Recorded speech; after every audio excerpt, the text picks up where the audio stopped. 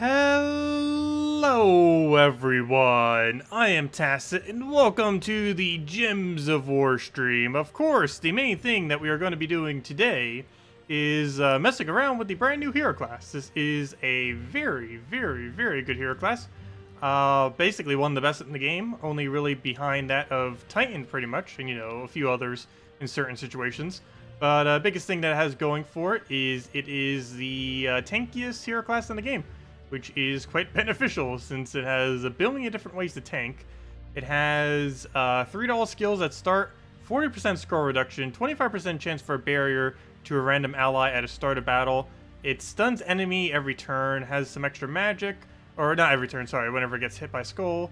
You could also exchange that for 5 extra attack. It starts with barrier. It gains barrier every round you end up taking.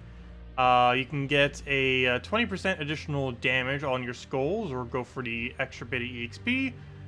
Gains a +1 to brown mana, most likely, as far as this tree, either that or Dispelled. It really just depends, but one or the other. And then similarly, for the final one, it has either immune to nearly everything, stun, poison, disease, all that. Or you get the 1 attack to all Urskas per turn, which is actually useful in this particular hero class, because it does count as an Urska. It's a Urska. Urskea Kingdom, Urska of the typing, and of course almost that entire kingdom is Urskas. But yeah, it's going to be doing some level grinding. I already have half of it. I believe we're halfway to the weapon or so. Was able to get some done before the stream, and yeah, let's go actually into the class event, because I don't believe I've even started it. Mainly I'm just going to be sticking with the free battles. That's as far as options that we have. We do have half mana start, so we can actually just use the hero class itself and just gain mana that way, which I believe I am going to do. So much so, I'm just going to use Dawnbringer. We're just going to go the double yellow there. Let's go unique, just to make sure that we get the other bit of bonus. I'm not even sure what the other bonus is. Let's change that. Go to a Dawnbringer, and should be good to go. Where's our Dawnbringer? There we go. Go with that, and that'll be our team then. And we'll just rush it all into that. Do like a minus purple that gives a bunch of those colors. Should be one. Come on, good minus purples. Let's be at least one that has +2 yellow. We are getting a banner search option next patch. That'll be nice. Let's see. Nope. Okay, fine. Double yellow it is. We're not missing any other color, I don't believe. Well, I guess we could technically minus green as well. Here we go. Because we're not actually going to be using green for anything. But, yeah, that's pretty much going to be the game plan for now. That or any AoE weapon. I'm just doing it particularly with this. We do get half mana start, even though our hero class doesn't. Simply off of the Urskala, what's her name?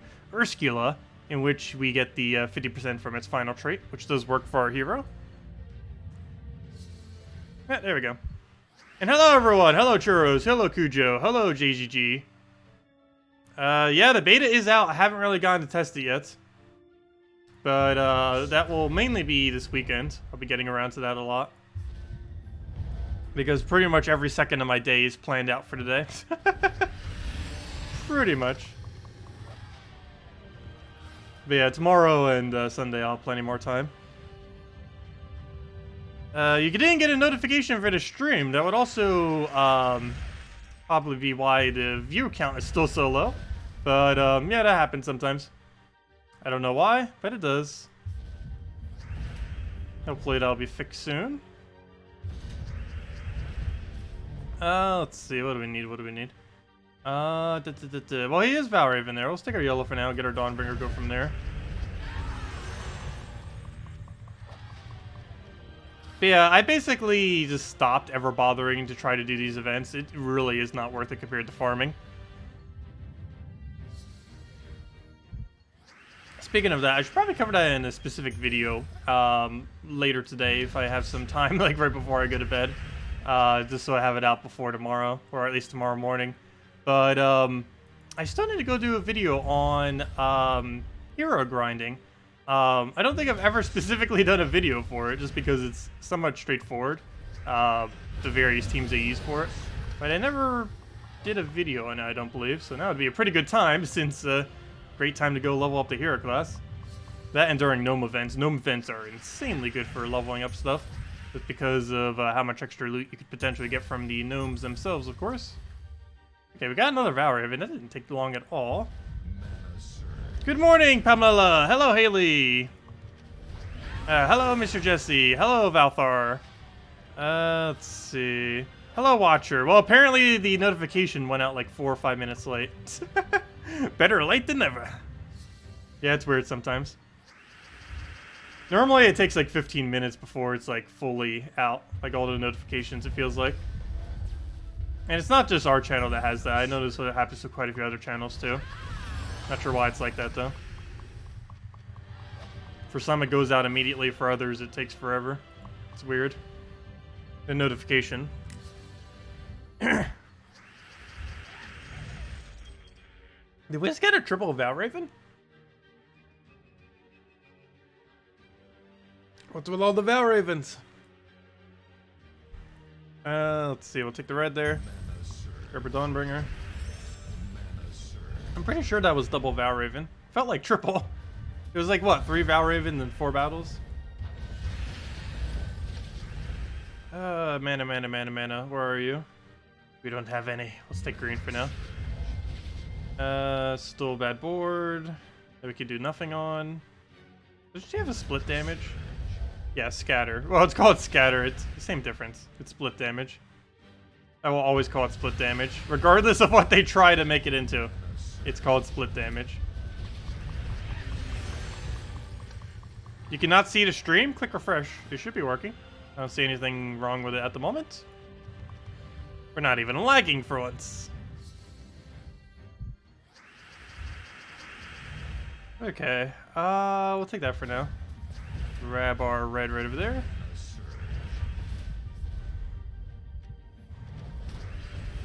Hello, Watcher. Welcome. You think Sentinel is worth leveling to max over Warlord and Orb Weaver? Yes. It's probably second best hero class in the game. The Sentinel hero class. We won't really be able to see its full potential until we reach about, at minimum, level 40, but particularly level 70. But yeah, still, it gets pretty good value. Mainly in that it's just such a good first slot. And more often than not, you use hero in first slot anyways. A good majority of teams use hero first slot. Only thing holding it back is no half mana start. There is a way to half mana start it though. You have to use this troop, fully traded Urskila, but naturally it doesn't have a half mana start. Kind of like High Forge. I mean, not High Forge. Kind of like Rune Priest hero class in that it requires High Forge to get it.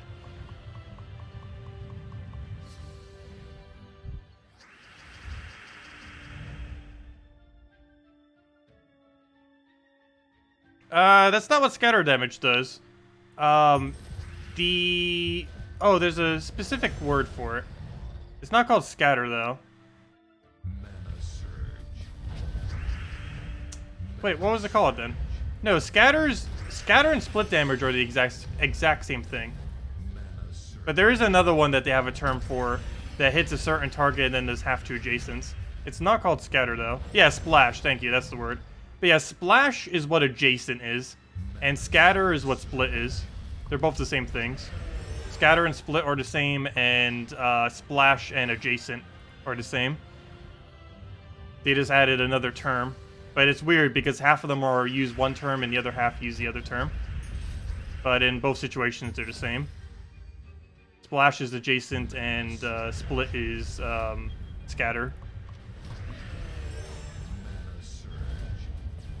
Even though that says scatter, it does the same thing that split does. What do we take? I still don't understand why it's like that.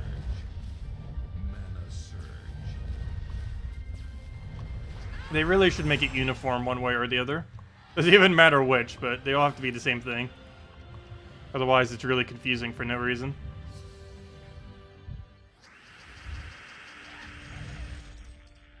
Like transform and convert? Yeah, transform and convert's pretty much the same thing too.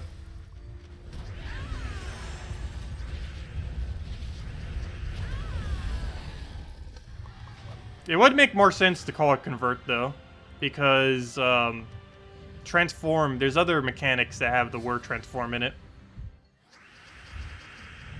Because of the mechanic of transform. Okay, what do we take here? Grab some yellows for now. It doesn't even matter if we give him every single skull. It's going to make no difference whatsoever. Oh, so I should probably give it the +5 attack right now instead of the stun. The stun is really nice, but it's not going to speed up the battle at all. Just going to make it easier to not lose. Oh, so we were getting a lot of Avids all of a sudden. Why does it feel like we have, like, no battles? Oh, I know why. Duh. Because you only start with 4, don't you? 4 sigils. I forgot. It doesn't start you with 8 because of the, because it's weak and long. It still gives you more sigils for free overall, but it scatters them, across 3 days instead of, 1. Yeah, there we go. Okay, so we didn't get a Valrive in there, so that was our last battle, right? Or did we have one more? Nope, that was our last battle for now. And I'm probably not going to be throwing any gems at it. But, yeah, time to go level up this hero class. We're about halfway done to getting the weapon. And I want to try getting this thing to about level 40 before it's really usable. But we'll go mess around with the weapon as well once we get it. Actually, I'll probably hand out a redeem code once we end up getting out the weapon. But, yeah, let's get into that. So, first things first. I believe I still needed one more arcane from this place.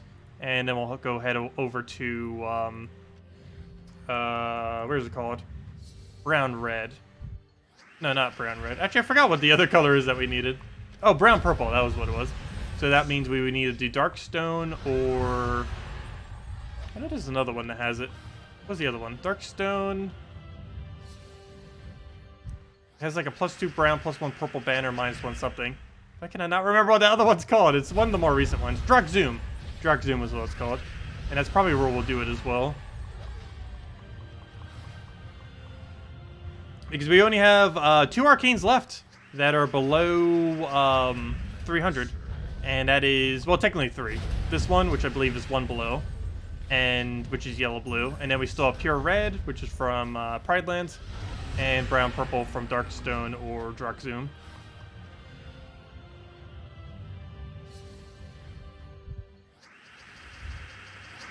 Hello, Jan and Chad. Welcome. And really. You ran out of tokens after the first set of battles. Rip your time. Yeah, the events really just aren't worth it, the class events. You get so much more EXP just from grinding out basically what we're doing right now. That are challenges. Explore spam, challenge spam. Compared to actually doing the event is pretty trivial. And they don't even make it a better reward for the weekend-long event. Which I also don't really understand that much, because why would you do that? It just doesn't make any sense. Doesn't make any sense at all. Riel? Riel. Well, hello, Riel. Not sure if I said it any more correct, but hopefully so. Anyways, what do I need here? We'll go grab a... Oh, let's take brown for now. Grab that skull. Do we want it? No, we want purple. Well, actually, we don't want purple, but it's the only thing we have that will do anything. Split damage is enough. We'll take a red. And not quite, sorry. Yeah, I tend to be pretty bad with names. Rel? Relly? Rel. Rahel? Rahel. Riel? I'll get it eventually. Rhymes with bell. Rel. Relly? Rel. Is it getting closer? I think I'm getting closer. Hello, Alexia. Welcome. And we'll swipe him out. Oh, so we should almost be on top of level 20. It does have a pretty decent perk for it. 40 is the main one we need to get, though.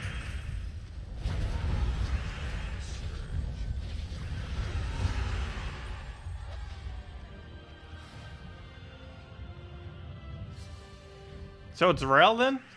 Rel? We'll go get that down. Should need about 10 more battles till we get that upgrade, and by then we should also get the arcane, unless we get super unlucky. For all I know, I might have already gotten the arcane prior to stream starting. I knew I was a little bit short, but I wasn't paying attention to if I was actually getting arcanes or not earlier. Okay. Okay, so it is this rhyme with bell then. That works.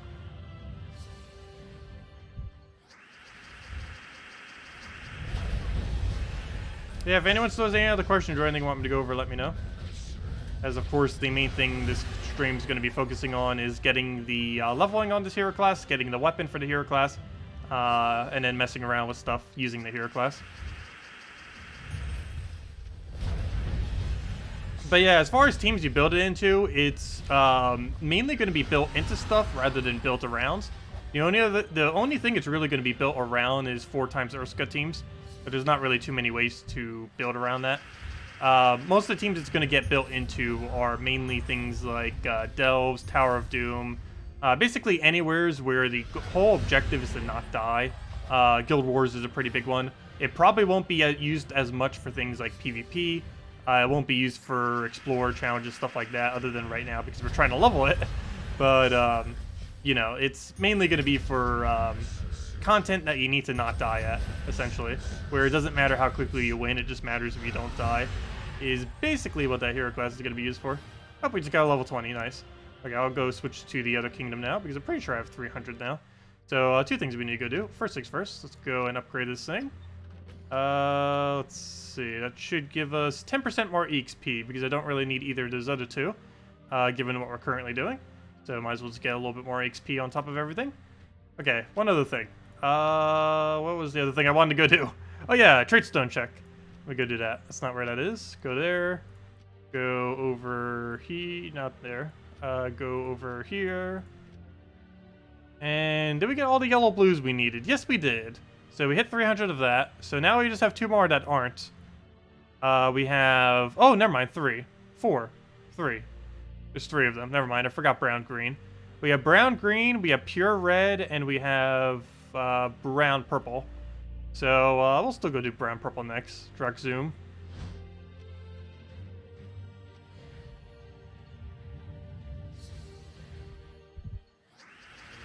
Oh yeah, we always stream every Friday and Saturday at 10 a.m. to 1 p.m. Eastern Standard Time. Give or take about an hour. But generally it's at 10. But yeah, we stream every Friday and Saturday at this time.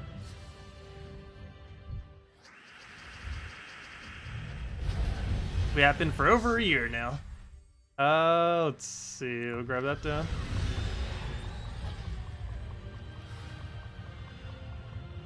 Hello, Kraken. Welcome.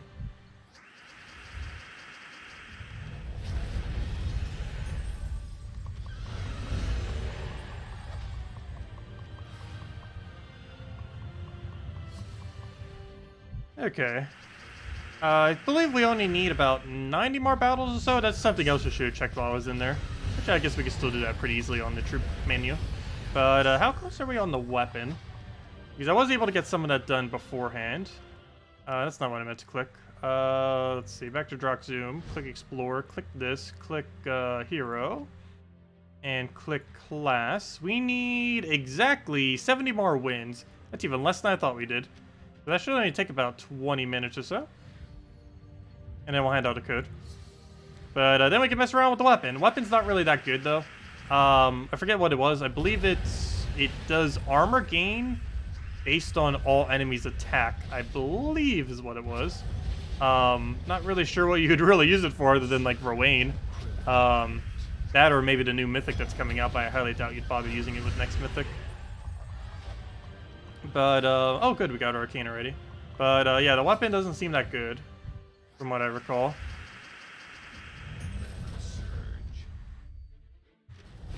What team are you using for class events? I'm using Dawnbringer with 3 Urskas.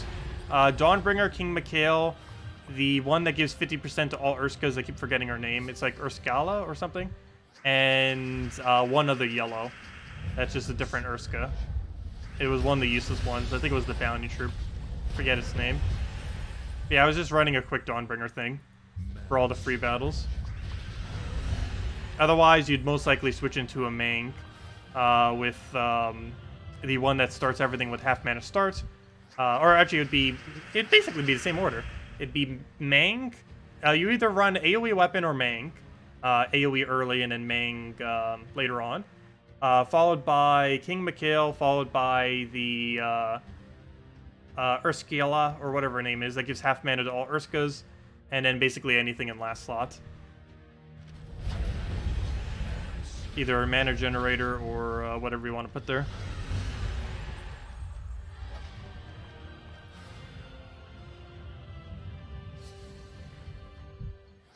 Okay, take our skull, get our kill, take our explosion, which is way more than enough.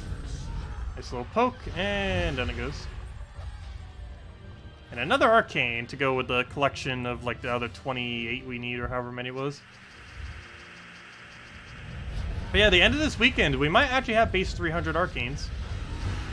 We'll be pretty close, because after I do all the grinding I want to get done on this hero class to get it to a decent level, we should pretty much be at that point. I don't know if I'm trying for 70 this weekend, but if I have the time, I might try for it. I'm not sure yet. I definitely want it to ideally be maxed by next Guild War, because it does actually have a pretty nice benefit on its last slot. And it's one of the few that actually have 2 good level 100s, which is very rare that one even has 1 good 100, but it does have 2. It has all the immunities, which is the one that's probably going to be more common, and it has the +1 attack to all Urskas, which is very situational given that you'd barely run a pure Urska team. But even if you're only running 1 or 2 Urskas, it's still your hero and 1 other troop. Gaining 1 attack per turn, which isn't that bad.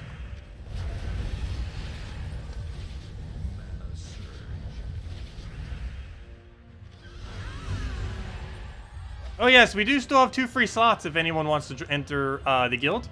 We will be recruiting this weekend and throughout into Monday.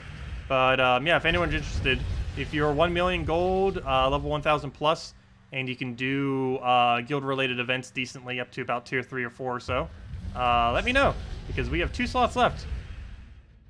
And we get tasks done pretty easily each week. We got the invasions done by Thursday. So probably even earlier than Thursday, pretty much the end of Wednesday. So we could easily get them done. Even with 2 people missing, we could still get all the events done. So if anyone just did, we still have those 2 slots.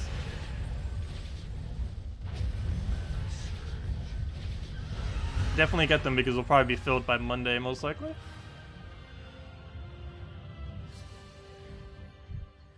Okay. Well, take our yellow there, grab our explosion. Take our red. That'll be enough to wipe. Okay, that'll be enough to wipe. Round 2. Another arcane as well, nice. A lot of arcanes all of a sudden, I don't mind though. That's one of the things we're here for. I don't know what the goal will be after we get 300 Vol.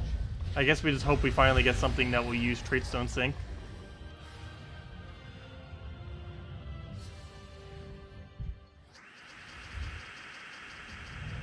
Yeah, any week that anyone goes for leaderboard does make it a lot easier.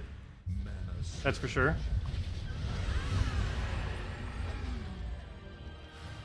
And in the case of raids and invasions, if even 1 person goes for leaderboard, you only need like half your guild even playing because of how many points that ends up giving. And the only reason why that leaderboard is so high is because of a lot of smaller guilds that don't normally get all the tasks completed. Some people will just end up doing more in order to get them all done, which is just why it's naturally so much higher.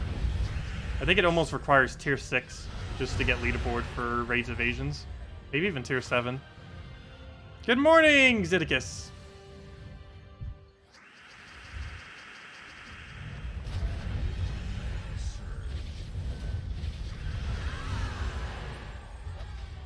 Oh yeah, one thing that I did fit into my schedule for today, though, I will be watching How to Train Your Dragon 3. It just came out today, or at least in America it came out today. Like, everywhere else in the world, it's been out for, like, almost a month now.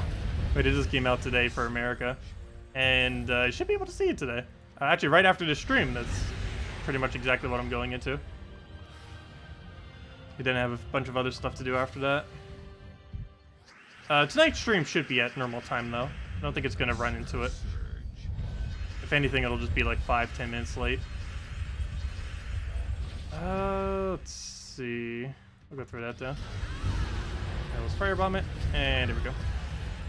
If you want your more views, maybe cancel or canal 300. What is that? To tell them you're on air. Very happy to see you at this time. I have no clue what you just mentioned, though.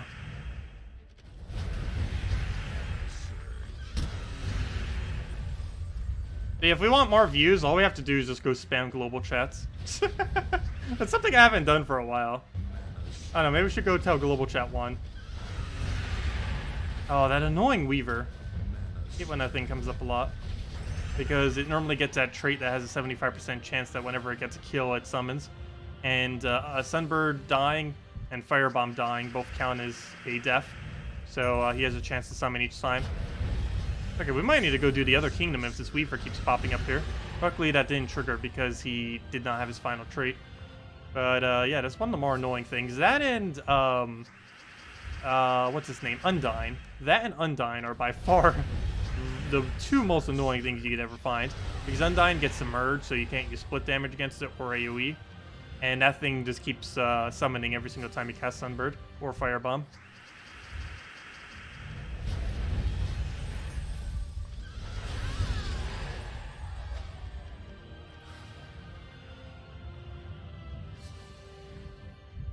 Okay. Yeah, should only need about 70 more kills or so till we get the weapon. And we're easily doing over 3 a minute. It's amazing how quickly you can win a battle compared to the start of the game. Like ages ago. I remember at one point, like a 2-minute battle was considered quick. Now you can reach like 15 seconds or so. With some of the quicker teams. In the quicker game modes, of course. Not in PvP. PvP is still like 30, is more like a few minutes each battle. It can be done in 30 seconds though. It just has to be 1 trophy or 3 times Firebomb. Also, one other funny thing about this hero class is we do actually have 2 extra damage on this weapon. While it's pretty trivial, it might actually be enough to poke a kill here or there. But that one honor tree, I forget what it's called, does have +2 magic to jewelry, which is what this counts as, oddly enough. It probably doesn't make much of a difference, but you never know. Any time, yeah, even just 1 damage into the game mode like this can save you several seconds sometimes.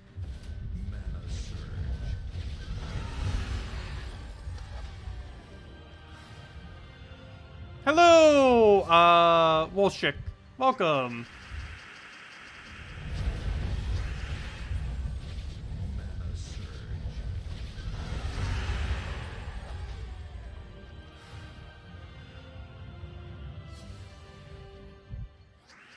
Okay. Get Firebomb down again. Go down to our purple.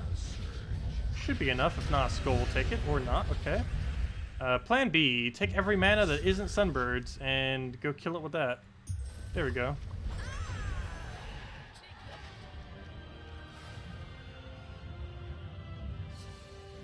Hello, Ford! Welcome! Welcome, welcome. Oh, forgot to take the thing off the bottom. It's fine, though. Throw it right into Firebomb, get her mana dead. And they're all really low durability, so they'll all go down. Got a Spooky Imp there, too. I think they're slowly going through and buffing all of them as well. Spooky Imp, they could add Curse to if they do end up buffing it.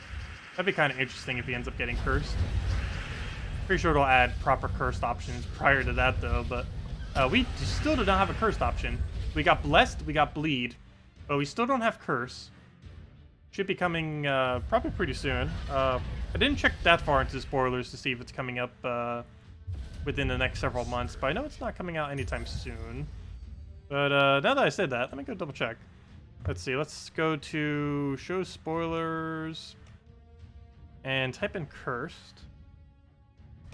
Let's see. It's a curse. That's not the curse we're looking for. Oh, never mind. I lied. Next delve is bringing it. My bad. Okay, we are getting cursed pretty soon. Let's see. Yeah, never mind. We're getting some of the first cursed options next delve, which is on March 8th. Which is not next Friday, but the following Friday. So 2 weeks from now, we actually get cursed.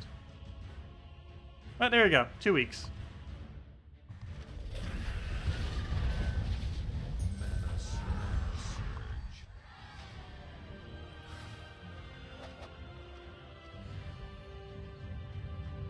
Oh yeah, why do we use Forest Guardian? 50% mana start for Sunbird.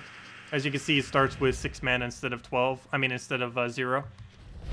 Otherwise, it would start with 0.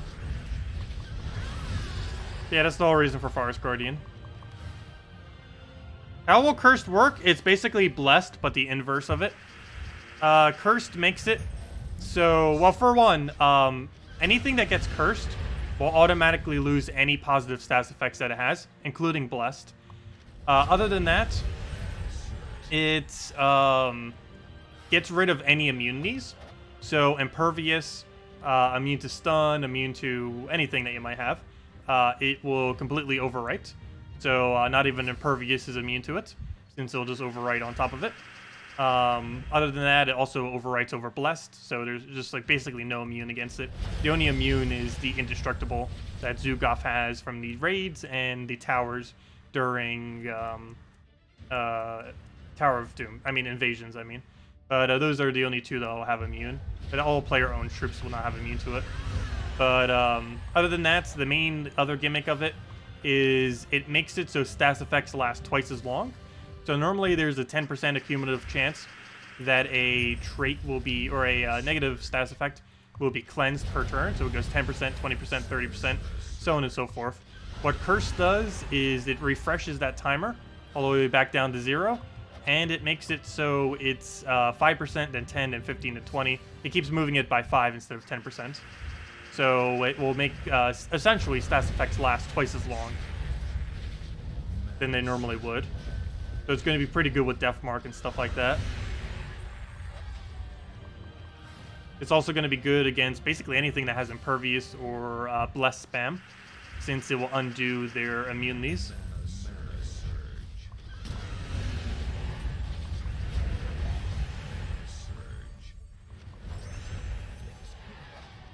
Also, once that comes out, we're pretty much never going to see 4 times Impervious teams ever again. That was somewhat a strategy way back when, like when traits first came out. Well, maybe not right when traits came out, but it was a decent strategy since you'd have immune to like everything. But yeah, that's not going to really be that viable anymore once Curse comes into the game, because you can just override everything with Curse.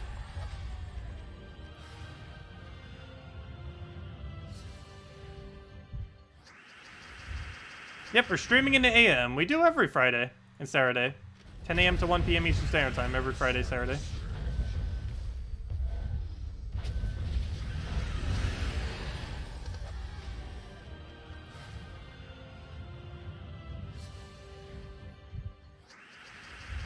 Okay, I'll grab that down. Get our Sunbird. Need about 50 more kills until we get the weapon. Then we'll have a redeem code.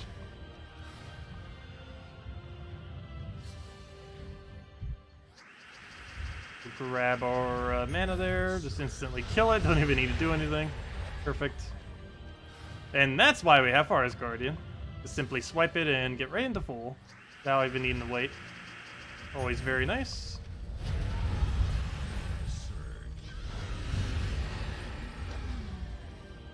Yeah, it'll be pretty good with Devour teams too, Curse spam. Because nothing would be able to have immune to Devour if you use it in something like Delves. You wouldn't be able to use it in Tower of Doom, though. The Doom would have immune to Cursed. But everything else you could still devour. Good morning, Pony! Welcome.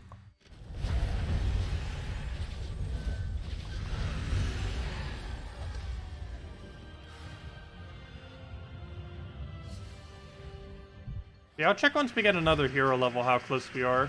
We should be pretty close to getting the weapon.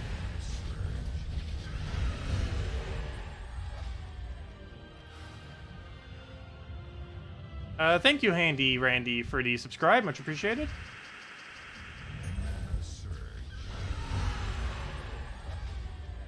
That is something I'm definitely not. I am so bad with tools. I am so bad with tools.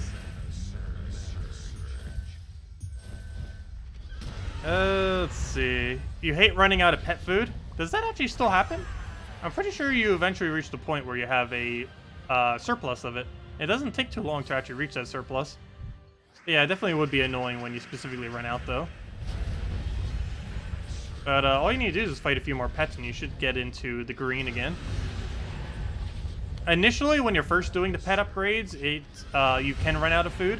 But once you reach like Legendary Plus on everything, or at least Epic Plus on everything, you don't really run out of food anymore.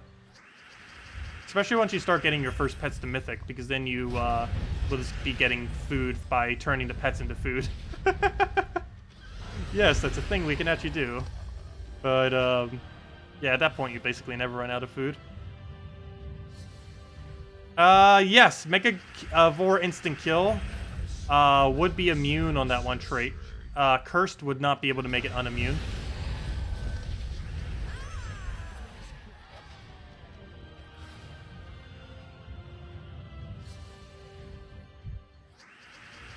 You're still missing so many pets due to long breaks from the game. Yeah, that can happen.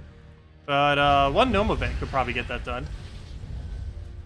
Because normally during a Gnome event, assuming your guild is at least somewhat active, you're almost perpetually going to have a pet active the entire time. You will be able to find them then. Next Vault event is... I actually don't know the date of that. Should be like, what, 3 weeks from now? One moment. I clicked on the wrong one. Whoops. Return to main page. That's the one I want. Where's the events? Events. Vault. Next Vault is on the... Where did the Vault go? Wait, where did the Vault go? Control find Vault. Is it that far down the line? Huh, never mind. Why is that vault so far away? But yeah, next vault actually isn't until the 22nd of next month. So we have a whole month until we see vault again. My bad. Thought that was kind of a bit closer than that. I don't know why this vault's a little bit further this time. But it is. But yeah, vault events are the best time to try to get it done. Then again, that's best time to get almost everything done. But you'll be able to find a lot more pet gnomes then, which will allow you to get a bunch more pets.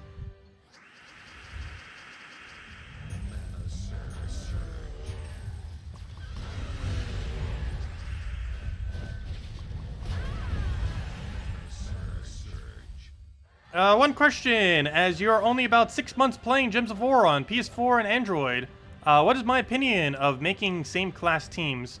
Like all Templar class or all Rogue class? Do you mean all of a certain type? As far as typing is concerned, it loses effectiveness pretty quickly. Very rarely do you build pure type teams unless it's built around one of those troops that give half mana start to everything. So for example, Forest Guardian is one of those that could potentially do it because all beasts can be used around it. The most noteworthy one that is probably done, even though it's not 50%, it's 40%, is Divines. Divines with Divine Ishbala is insanely strong. You use it with Priest Hero class and just build 4 Divines into that. Especially if you have something like Divine Protector Weapon. Even without it, it's still fine. But yeah, Divines have pretty good synergy for that. But the biggest thing is most synergies don't really work that well when building into a pure team. Simply because the later you get into the game, the bonus that you get from using 4 times of a type basically isn't as good. Of course, when you're earlier on in the game and you're getting like 20, 30 extra stats or something for using a pure team like that, it can be pretty decent. But later you get into the game, the less effective it gets. And really, unless you're building around one of those troops that has a mana start to all of a certain type, it's not really worth it.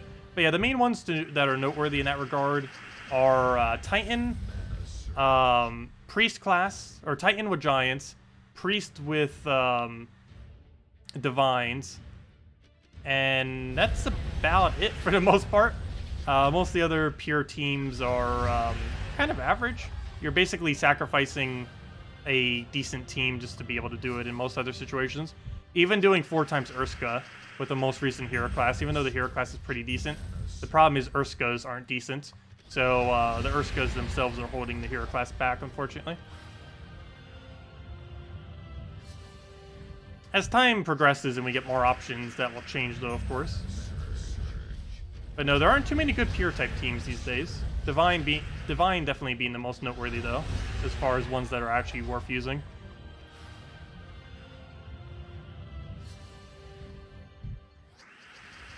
Okay, I'll take that. Get a Sunbird. Instantly kill it out. Oh, there's our level. Okay, I did want to check how close we were after that. Let's see. Class, check. Oh, good thing I checked. We're right on top of it. We only need 8 more wins. Then we'll hand out a code. But, yeah, good thing I checked. I knew we were getting close. I didn't realize we were getting that close. Yeah, let's go for our Firebomb here. And 8 more wins till we get the weapon. Then we'll hand out a code as well.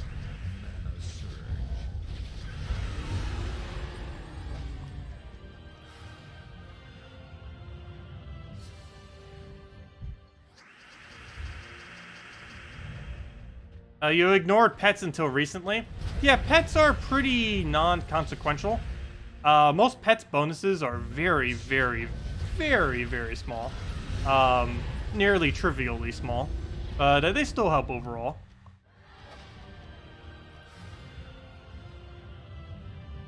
Yeah, it isn't too big a deal to really ignore pets. But still, you get some free orbs, you get some free stats. It's a nice little thing just to have. Plus, you get to wear them if you have them. All the cute ones. That's not a cute one, though. I should probably go change it to some other one at this point. I'm still wearing the one from the most recent faction that was added. We'll have a new pet in 2 weeks for that. Whatever the next faction brings in.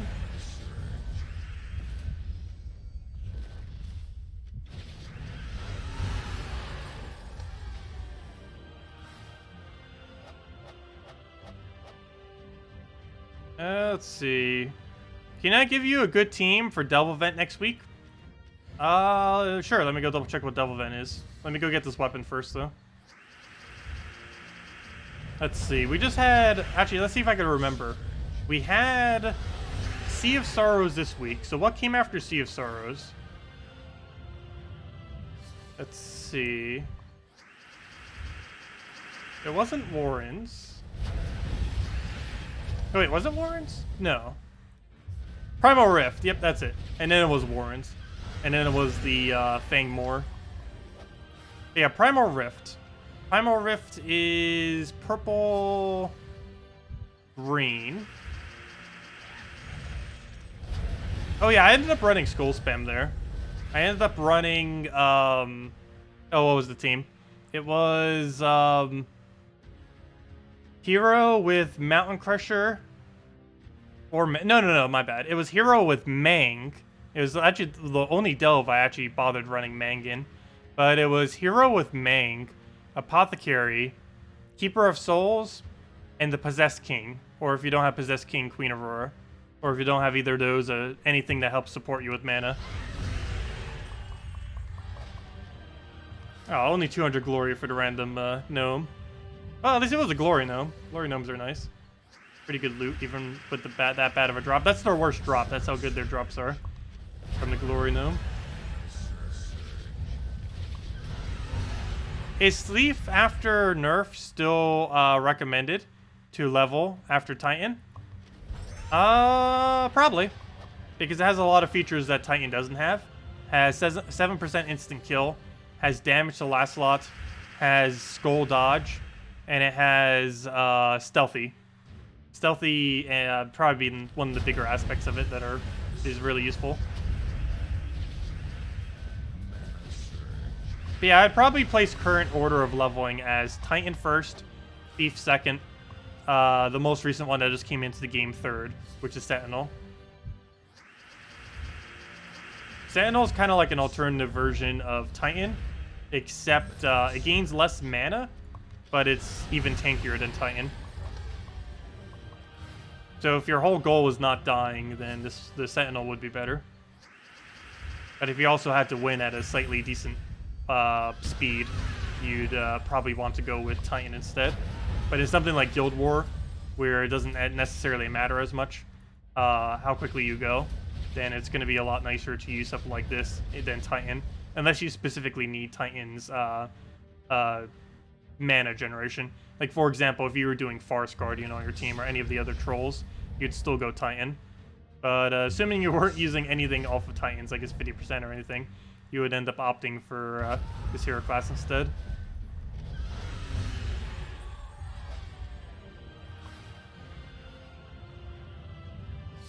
What about Bard? Bard is okay. It's mainly only used in compositions of pure yellow.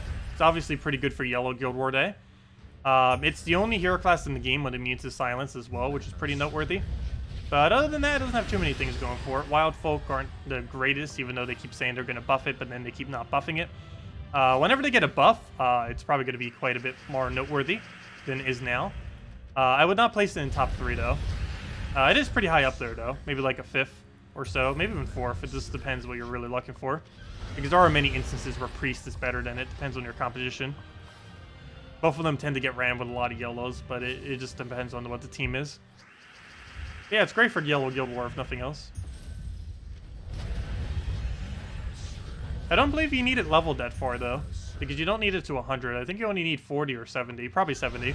Because almost everything gains at least some decent perk off of 70. But most of them don't gain anything good off 100. Including Bard.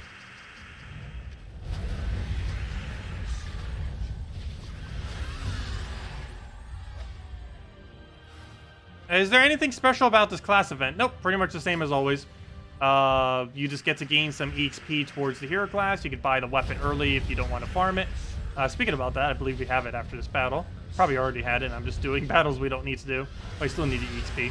But anyways, you can buy the weapon early. You can just get more EXP towards your class events. And it's just a good way to, if you wanted to spend gems to bypass actually leveling it, you could use the class event for it. But it is much more efficient from a resource perspective just to grind out the levels that you need, which is what we did completely. Even with a 25,000 gem stack, we still did it for free.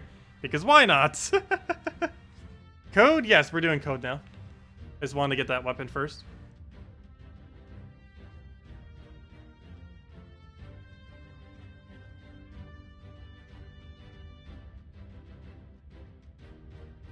Okay. Code time. If it'll ever load. Well, while it's loading, let me go start getting the code. Come on, game. Let's see. Edit. Also, why is it so hot all of a sudden? It's not even sunny outside yet. It's hot. Don't even have the heater on or anything either. Okay, mark that down. Put this over here. Make sure it works. Boom, boom. Yes, it does. Put that right over there. Copy the whole thing. And code is ready to go if the game would ever load. Hello, Gustavo. Welcome. What is the top 3 class weapons? Dragon's Eye off of Dragon Guard. Skeleton Key off of Thief, which is from Zhejian. And I don't know, what would be third? Those two are so ridiculously good that it's hard to pick a third. Because every other weapon is so average in comparison to those. But yeah, those are like the main two. Trying to think of a third one. Like, there's a lot of them that are okay. But, like, even trying to compare them to that of Key or Dragon's Eye just doesn't do it justice. Because those two weapons are just insanely good. But yeah, this weapon's pretty average. Or most of the weapons. Oh yeah, redeem code. Let me go do that before I do the weapon thingy. Let's see if the YouTube would let me click. There we go. But there you guys go. There's the redeem code used on gemsofwar.com underneath the game code section, or simply click that link. Your invite code is found underneath the settings menu. Whatever your game says there is what you put in. The redeem code's right over there in chat. Just go copy paste the random numbers and letters, or type it out. And it gives the same reward as always: 2 treasure maps, 1 gem key, and 2,500 gold. And here's the weapon from 250 wins. So, Shira Diverska. Let's go into the menu and go upgrade it. Troops, weapon, shield. Where'd it go? Where'd it go? There it is. Okay, so give an ally a bunch of armor boosted by all enemy attack. Then enrage and barrier them. So yeah, this sounds... another brown one! This sounds like something you would use on a Rowan, and basically just a Rowan. So I guess we'll go test it with Rowan real quick and see what happens. But, yeah, it's basically just a gigantic armor buff, essentially. Let's see, what perks does it get? It gains Barrier Self, 1 to all mana to all allies, Bless Self. Oh, I forgot one. It gains 4 armor, Barrier Self, 1 mana to all allies, Bless Self, So it's super protected. And stun the first enemy. Interesting. It also doesn't have anything that touches the board, so all of these are benefits. So with that being said, I will max it out. And there we go, plus 10 shield. Okay. Let's go set it and make some kind of quick team out of it real quick. Or, you know, not quick as in it will win quickly, but quick as in let's just go mess around with it. Yeah, we'll overwrite this one. This was just the early game version of the team thing. Anyways, let's get rid of all that. Let's go build around Rowain. I'm going to use a different hero class, though. Probably Titan or something. Okay, so we'll go over Rowain. What's another really good armor buff for Rowain that's not hero related? That's synergized with that coloration. I know normally it'd be Cog. Isn't there another red-yellow troop that naturally does it, though? Pretty sure there was. Oh, Guard's Avatar. No, just kidding. I'd rather put it all into one. We could also just flash speed the mana as well by using an Empowered troop. There are Empowereds that would end up doing that for us. I could have sworn there was an armor buff on this. Well, we have mana. So if we want mana really quick, we can go get it. Let's see. Actually, what would be our banner? I guess we'd just be on +1 brown, +1 something. That or we could +2 the Rowain. Let me go type in armor. Where are the good armor buffs?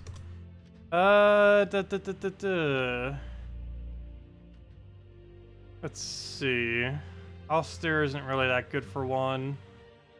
Those only do it to themselves. Oh, yeah, there was one of them.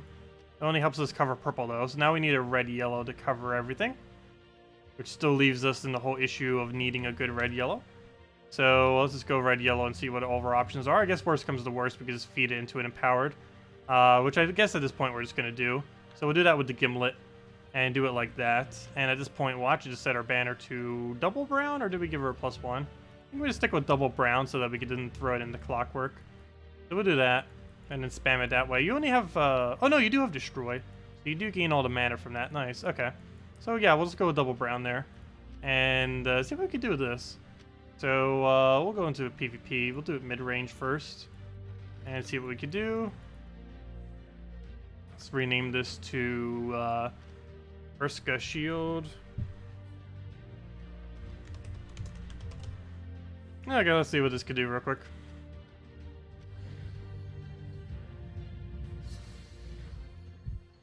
So, right off the bat, we do not have alignment, so we'll just move that for now. Got our weapon. Got our other thing. Let's take our mana first, though. And now we just armor buff like crazy. So first things first, we throw this on the Rowain. It gives it an absurd amount of armor. Oh, I like that. Hold up. Whoa, that was a lot of damage. I was not expecting it to be that much armor. Hold up. What was that? Wait, is it really that much armor? I guess so. It's a 2-to-1 based on everything. Wait, is this weapon actually good? I wasn't actually expecting that. Hold up. This weapon is good. When did this happen? Let's see. Gimlet. Oh yeah, that's a problem with you denying out green, isn't it? Let's see. We'll go to that. Fortunately, that's not full mana. One off. I'll take our blue. So basically, just like one wipes him. Or at least 2 casts. Okay, this time it's gonna be 2 casts. We'll do that. Get our mana right back up. Start getting Rowain back up. We can just do this right on the blue. And that is way more than enough damage. Should be. I say that, and it's probably not enough. Oh, it is. There we go. But yeah, that's a lot of damage. I guess I slightly underestimated that weapon. But, yeah, that's not too bad. Do you think it would be good with Tesla? Not so much. You'd want to use it specifically on one single troop that boost ratios off it. Like a Guard's Avatar or Rowain. Tesla boosts off of anything and has a lot lower boost ratio. There's things that have 1 times. Rowain has 2 times. Tesla has like a 1 to 6 or 1 to 4, whatever it is. So she wouldn't get as much value from it, unfortunately. I'll throw this down on that. I was hoping we could feed it to full mana immediately. Doesn't look like we can. Now we can. There we go. We'll do that. And you know what? We're just going to go for a one-shot here. Might as well. We're already within range. So we'll do that. And that should be a one-shot wipe. There we go. Okay, yeah, that weapon's not bad. It's very limited what you can do it with, though. You could do it with Guard's Avatar. You could do it with Rowain. And that's pretty much the full list. I guess maybe you could do it with Tesla, but I don't think that would work out as well. Just because the boost ratio is a lot lower. It's mainly Rowain or Guard's Avatar. With Rowain, I think, gaining slightly better benefit from it. They both technically gain the exact same amount of damage, but the way that oops, I forgot to go buff. Fail. But the way that Rowain distributes her damage makes it a lot more consistent. Okay, we'll do that onto blue. Try for a green off the top. Get a surge. Or not. Let's see.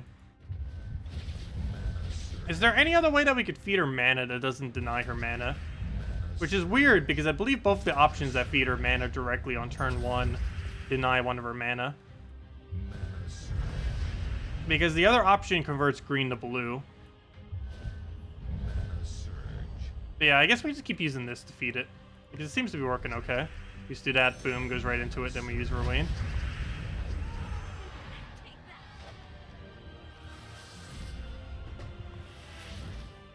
We could run Forest Troll in third.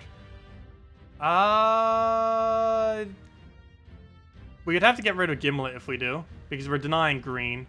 So it wouldn't make much sense to feed a bunch of brown and then have it denied. The reason I'm specifically using this, there's two reasons. One is the armor buffs everything, but the other main reason is it gets to destroy anything of choice. So we could do a Gimlet and then use it on blue, and then we'll be able to feed it mana, which is exactly what we're going to do right here. Actually, no, we aren't. We're going to do that instead. Do a couple moves, then we'll go do it. But we could do something like this. We could do this, buff, throw this on blue or green. Most likely blue, but apparently green's more populated all of a sudden. Let's see. You know what? I'm actually going to do it on yellow, as weird as that may seem. Because we could just do that and then Rowain kill it. Actually, before I do, just to make sure it's enough damage, let's do that. And it should be enough to kill now. But yeah, I greatly underestimated this weapon. I think it's because it's a 2-to-1 boost ratio for that armor gain, which makes it really high. That's actually like surprisingly high. Because even this weaker battle has about 80 attack. That's that in itself is 40 extra buff. So that's like a 60, 62 or so buff right there. That isn't that bad at all. Okay, well then. Hold on, Earth is this board. Let's just grab a skull for now. At this point, we can just wipe it with a single normal Rowain. We don't even need a buff. There we go. And dead. Oh, never mind. We did need a buff. I lied.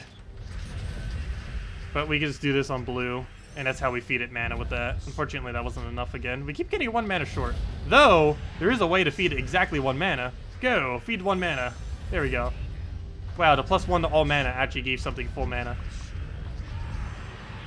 I'm not sure I've ever used that ability for that purpose, but it worked! There we go.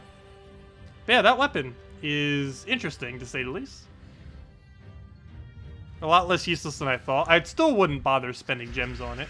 All you have to do is just get 250 wins. A lot easier doing it that way.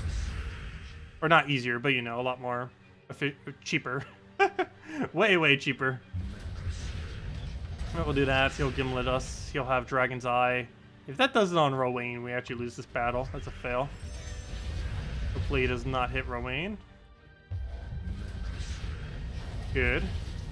Still hit something though. Well, obviously it has to hit something.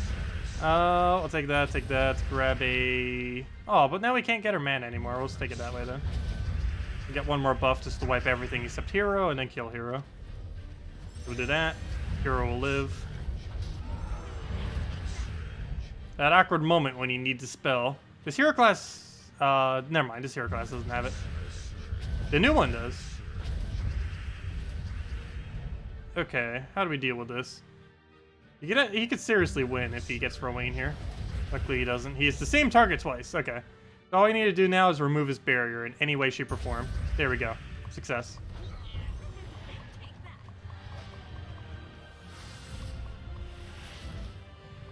Yeah, Paladin plus his weapon would one-shot literally everything. High Paladin would also do similar, but in double shot. The benefit of Rowan, though, is that it does it to 4 enemies simultaneously. So we just auto-win.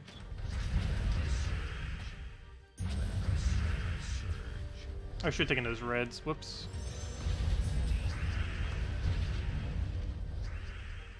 I should have taken those reds, too. Second time now. That time it was a different location, though. Let me take that purple before something weird happens. There we go. Not enough to kill, though.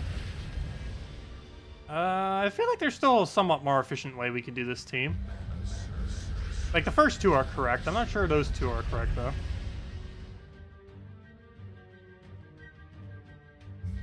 Oh, I didn't do that. I could have just fed it with the ability. We'll do that now and just throw the other one down. There should be full mana. And as long as he doesn't somehow kill it, even the web barely does anything. All of its damage almost comes off the armor. Like 90% of it, if not more. Yeah, it's not bad. It is not bad at all. And Rowan's really easy to obtain, too. Like, the base of that team is super easy to obtain. All you need is that weapon plus Rowan, and then you just need 2 supports. But, yeah, you get that weapon for 250 wins off the most recent hero class, which is easy to do. Especially since there's a class event right now. And if you don't currently have Rowan somehow right now, all you have to do is complete out this quest line. And you'll get Archer class from that, as well as a free Rowan copy, if you don't already have a copy. So, super easy to build. Yeah, pretty nice. I'll definitely need to mess more around with that later on. But for now, I need to start leveling this hero class towards level 40. So let's continue with that. That's not what we want. We need a good explore team. Where'd it go? There we go. I think we're on level like 22, 23 right now. Most of the rest of this stream, I do want to try getting some amount of levelage on this thing so that we can actually start using this hero class.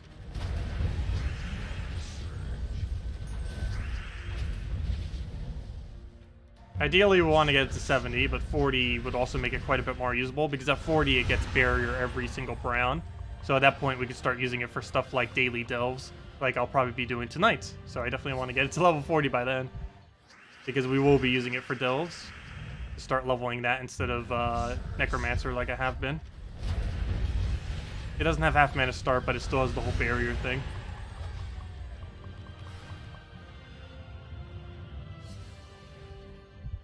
Just did a pet rescue with a key team.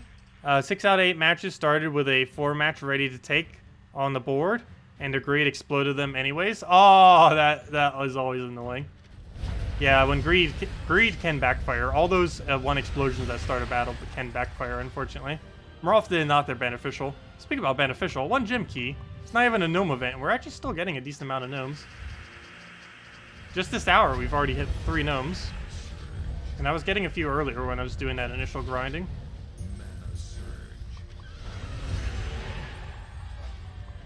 Unfortunately, the next vault event isn't until a month from now. Exactly a month from now. 22nd of next month.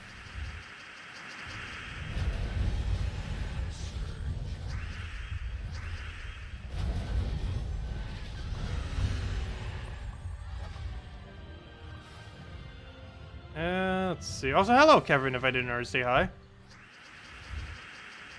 Oh, what team would I suggest for the class event? Class event. Ideally is AoE weapon or Mang. Ideally, Dawnbringer, but you could use any AoE weapon.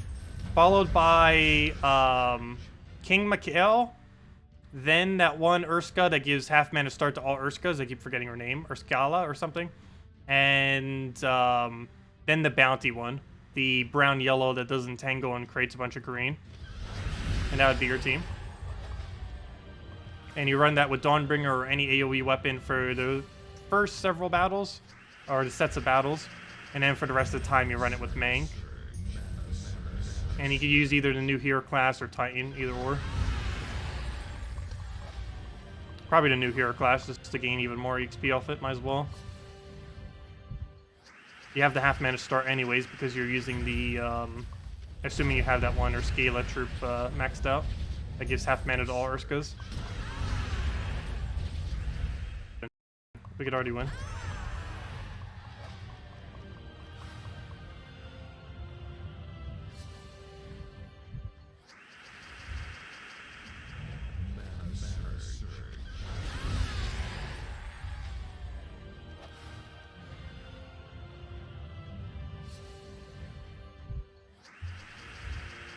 Okay. I'll grab... Oh, could have taken that the other way. Well, I guess it doesn't matter. But I should have taken those yellows as well. I'll take a red. Get a sunbird there. And down it goes. Also, by the end of this stream, we should only need 2 more arcanes as well. To 300. Probably even less than that, depending on how lucky we get.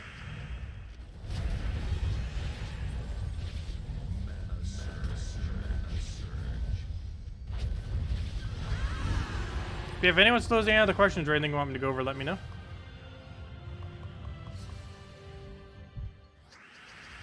Okay. Throw a firebomb. Get our sunbird going. Hey, good. We got another arcane. Very nice. For the collection. I think we need 25 more. Keep losing track every single time. Not that big a deal, though. Because worst comes to worst, even if they add some kind of tradestone sink that requires like hundreds upon hundreds of them, we do have orange orbs on reserve for it.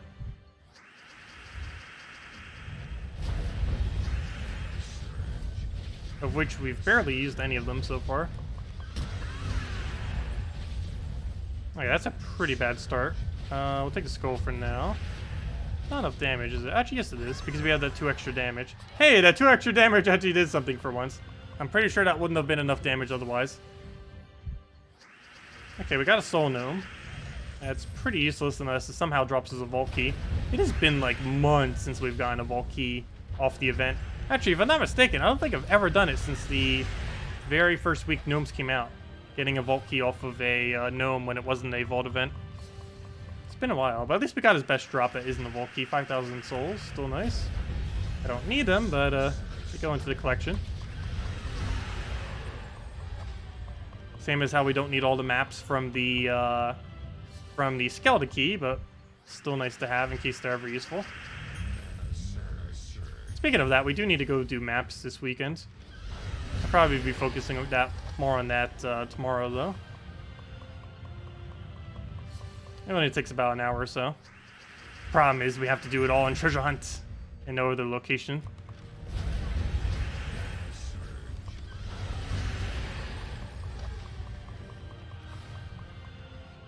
Could you imagine if Sunbird didn't exist? Actually, it wouldn't be that big a deal, because there's a lot of things that do very similar. But Sunbird's still the best for it.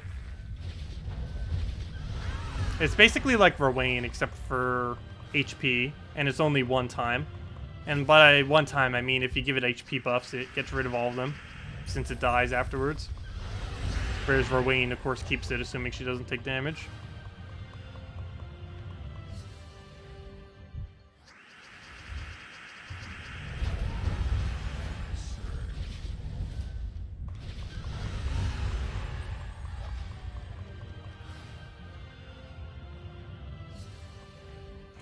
We don't need it, but it goes to the collection, pretty much. Oh, I love grind games. Any game that has a lot of grinding, I absolutely love. Also, I've never done it before, but I think we'll do shiny hunting as well for when the next Pokemon comes out. I've never actually bothered trying to seek shinies or learning the meta game for a Pokemon game. Mainly because I was always, like, really young when I was playing all the Pokemon games originally. But, yeah, I'm actually pretty hyped for the next Pokemon. It's the first one to ever bring into console, and it's the first one that I've played in, like, over a decade. And the first one I'll actually be playing, like, somewhat seriously. Still casually, but, you know, a little bit more in-depth than normal. Is that clicking noise from the controller buttons? Probably. This noise? Let's see, how close can I even bring it? There we go. Can you hear that? I think you can. You should be able to. I think the A button's even more obnoxious. But yeah, that's probably the sound you might be hearing. Yep, come on. I'll take that over. Grab a red.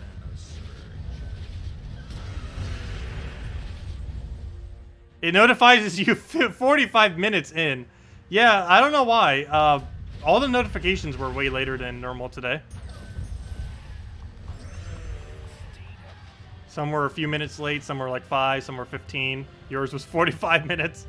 I don't know what's up with the notification system, but it is not notifying people.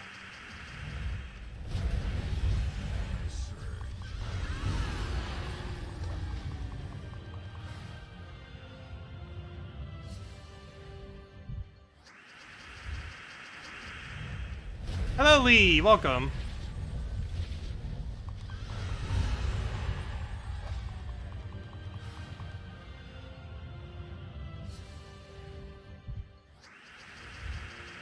Oh, you meant your pet battle. Never mind. My bad. Didn't realize you said that part of it. But yeah, pet battle, it doesn't matter if you get notified of it really late.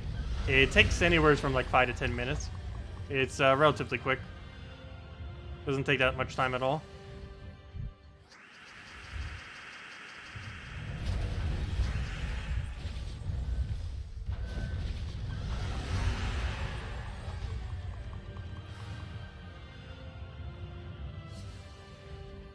Hey, another glory gnome. You're getting a pretty decent gnome rate for it not being a vault event. Ooh, 1,000 glory as well. That's the second 1,000 glory I've gotten today, actually. That is not too bad at all. That's basically 1 whole hour of glory, essentially. I think you can get a little bit better than that in an hour. But it's still pretty much an hour of glory, which is really, really nice. Glory is so devalued compared to what it was way, way, way back in the game. At one point, the maximum glory you could gain per week was less than 1,000. It was 16 per day, so you times that by 7. What does that come out to? Math. That would be... calculator. I can somewhat do it in my head. I think that was like, what, 136, but... Wait, 16 a day times 7. Oh no, sorry, 112. But yeah, you could only get like 112 glory a week. Now you can get like 1,000 glory in 10 seconds. Obviously not consistently. But with consistent methods, you can easily get over 1,000 glory per hour.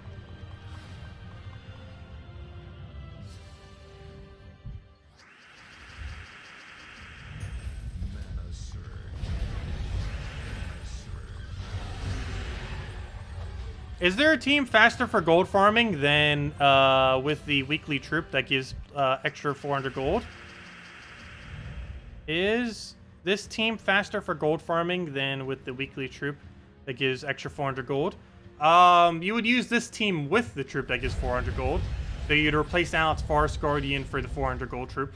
The reason we're not doing that right now is, as far as win rate is concerned, this team is quicker. But if you're talking about overall gold, replacing out Forest Guardian on this team with the troop that gives plus 400 gold for the week would definitely be way more gold than what we're doing now. It's just gold is not the main thing I'm seeking from this. We are passively getting some, but the main thing we're seeking is just gaining EXP, trait stones, and I guess technically gnomes, even though they're not as common, but you know, even not during event, they still appear. But yes, basically just replace Forest Guardian with the gold troop.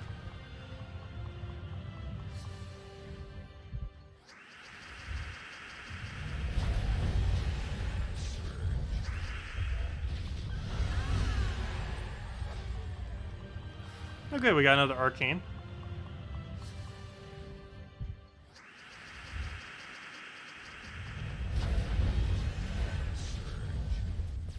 So champion level 25, 15 levels to go. And then this thing basically becomes a Titan. Oh nice, another arcane as well. But yeah, once it reaches level 40, this thing's basically Titan. Because it gains barrier every round. Plus it starts with barrier. Plus it has a chance of giving a barrier at the start of every turn. So it has a lot of barrier option. Once I get this thing to max level, I do want to see if we could solo an entire delve with it. I'm pretty sure it's possible. You have barrier every brown, you have barrier at start, and you have 25% chance that you'd re-barrier yourself. It'd be pretty funny. We could probably take out a level 500 delve with just this hero class. Using Mang, of course.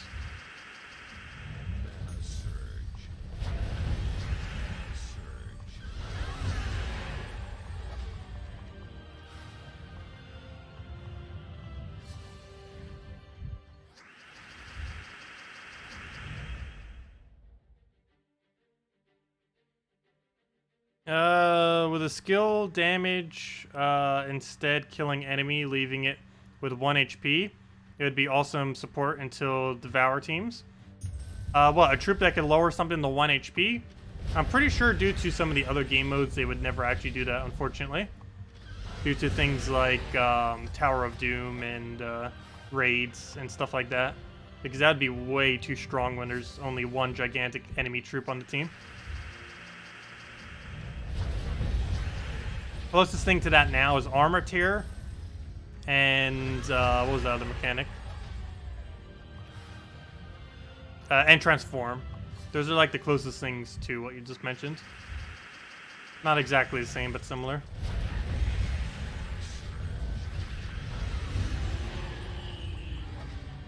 Seriously, what's with all the gnomes? We're getting as many gnomes as if it's a vault event almost. Not as many, but pretty close.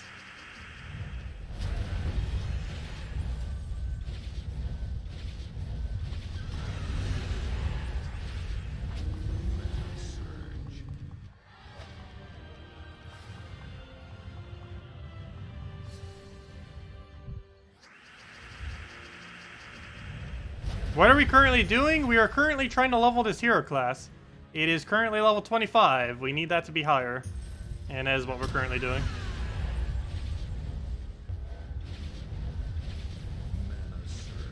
Hello, Durade. Welcome. But yeah, we already got the weapon, messed around with the weapon. Worked out pretty well. Works insanely good with Rowan. Still have more testing we'll need to do with that later. The current moment in time, main goal is leveling this thing. So we could actually start using the hero class itself for stuff. Level 40 being the most important milestone for it. For gaining barrier every round. Which is arguably the best perk of any hero class. Just because of how insanely good it is at not dying. It allows your hero to basically solo the entire team just with that perk alone, pretty much. It's one of the reasons why Titan is so good. Rune Priest has it too, but it doesn't tend to get used as much just because Titan has better overall traits. But this thing technically, in some situations, has better traits than Titan. It just depends specifically what you're using it for. Has less mana generation, but it has better tank ability. And normally if you're using something like this, the tank ability part's the bigger aspect that you need anyways. Titan's still better overall though. But this is a good, like, second or third best hero class.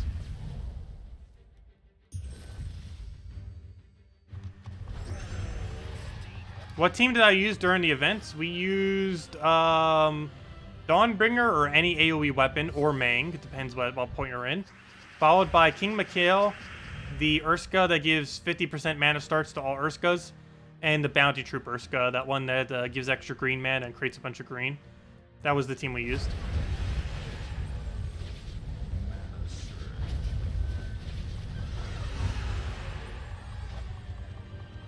Any hero can solo any team with that crown that gives a bunch of life and barrier. There's still a few things that could hard counter that, but yeah.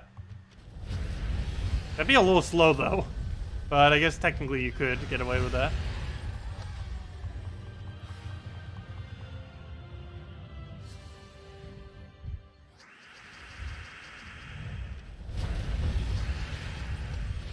Okay, I'll take that red. Get our splits. Hello, Siplomon. Welcome. Code? We already did the code. But yeah, anyone just getting here, there's the code. Should still be active. Probably not for long, though. So do make sure to go use it if you haven't already.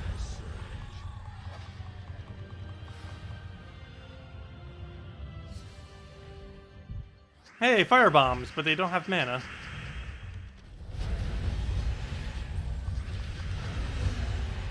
It feels weird seeing a firebomb with no mana, because that almost never gets seen. Just because they always start with full, and there's nothing that summons them.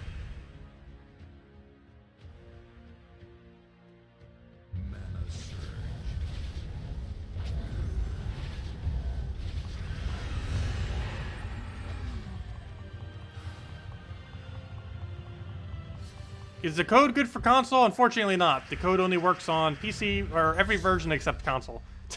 Is the easiest way of saying it. Everything except PS4 and Xbox One. Every other version of the game it works on.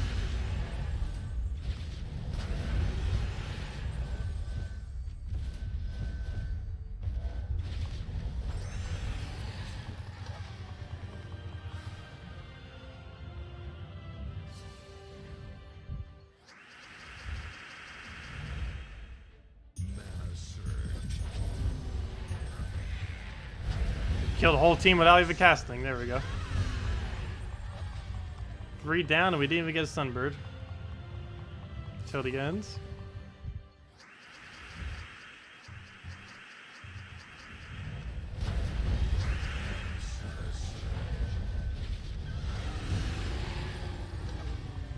There we go, another level. 26 down. 14 to go.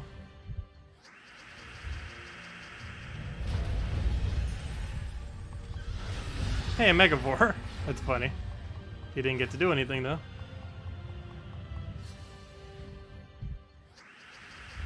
What is the team for what?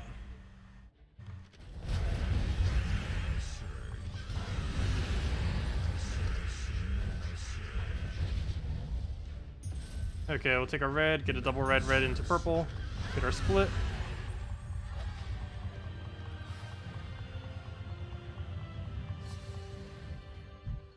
Okay, next order of business. Grab those blues. Get our explosion. Is there any reason to hold on more than one pet after they become mythic? No. There's no reason to have more than one of a pet once they become mythic. I do just because I like collecting them.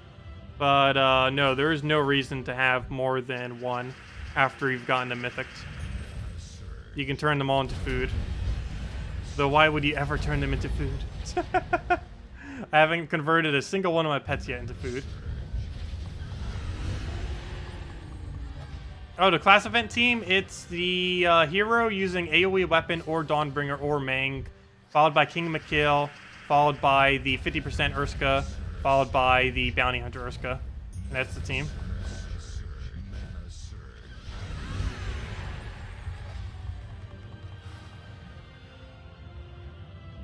Whenever Guild War Week starts, we need to start building defend teams from Troops menu, but it's hard to test the teams.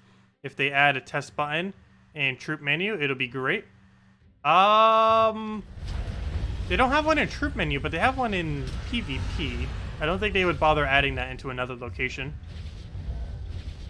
But you can still take the teams that you have set for your Guild Wars and test them in the PvP location.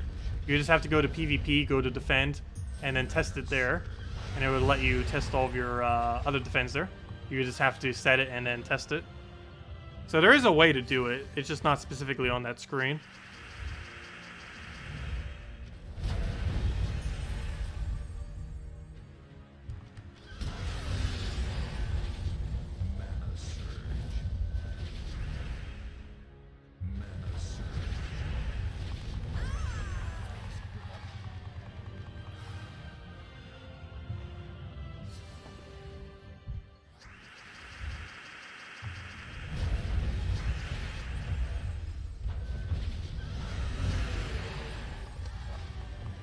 Hey, another arcane. We should probably go check out how many we have after we gain our next level. Hey, because it might be time to almost switch kingdoms at this point. Seems like we've been getting quite a few of them.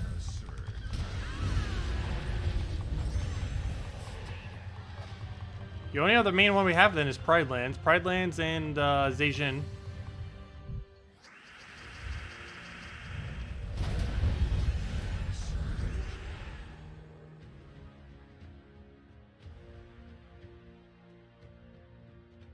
We still have a lot of classes we need to level. It's just this one's pretty important to get leveled, just because of all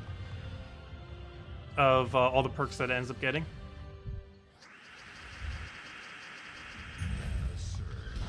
It's pretty much all Titan perks except for 70. It just has different traits.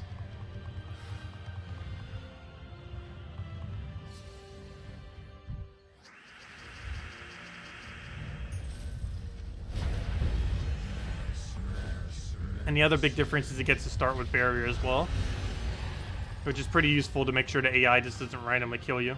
How good is Celestial?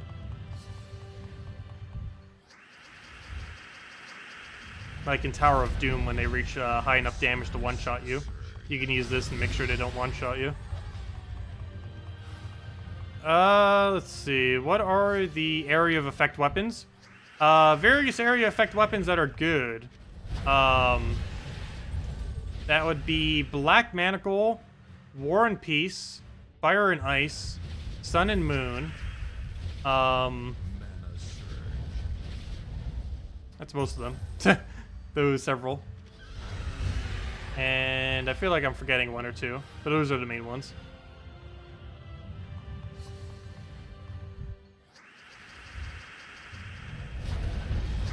Probably Black Manacle would be the best.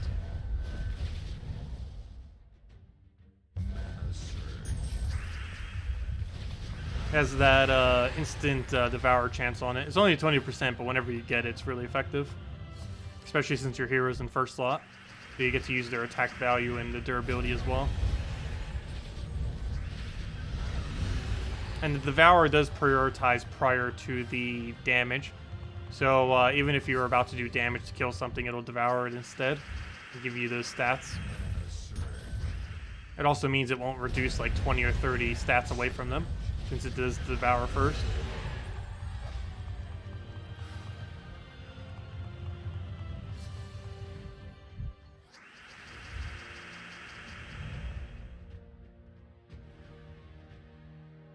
Yeah, it's not that convenient, but I don't know if they would really bother adding it to another location like that. They'd probably just improve the PvP one, or move the location of where the PvP one is to somewhere more convenient. Kind of like how they changed where the hero classes are to be on the troops page to be more convenient. They might eventually do something like that with the team testing.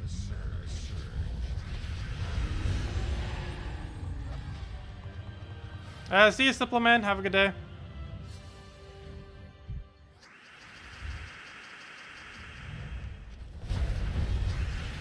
Yeah, we'll be going for about another hour or so.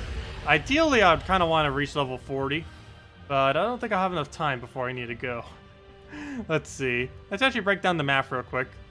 I forget the formula for it, but let's just go do the quick maths. 28 plus 29 plus 30 plus 31 plus 32 plus 33 plus 34 plus 35 plus 36 plus 37 plus 38 plus 39 plus 40 plus 41 equals... Yeah, that's not being done in that time.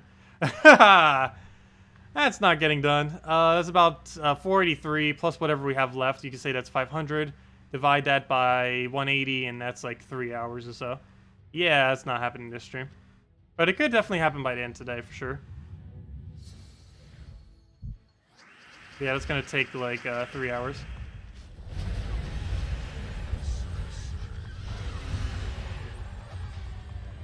That awkward moment when throwing gems seems tempting. But no, it's a waste of gems. I'd rather use it for actual events.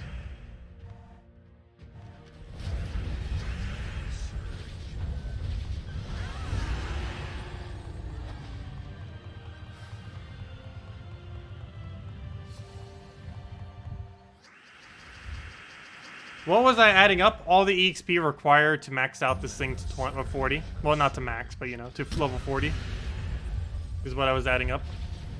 The amount of EXP you need is 1 plus whatever the level is. So to get level 27, you need 28 EXP.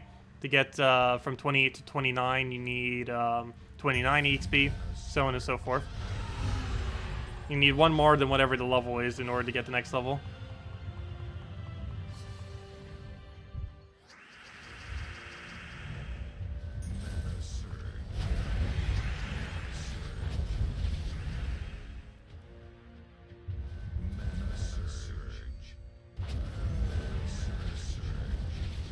Oh yeah, that's a phone in the background. It's just junk mail.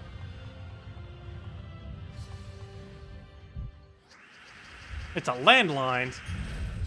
Do people even own those anymore? I do. I don't have a normal cell phone, but I do still currently have a landline.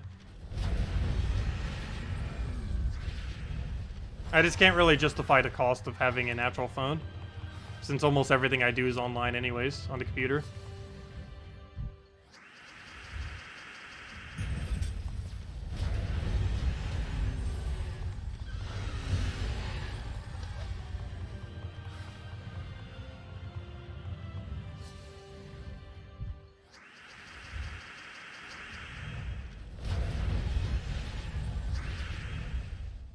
Hello, Steve. Welcome.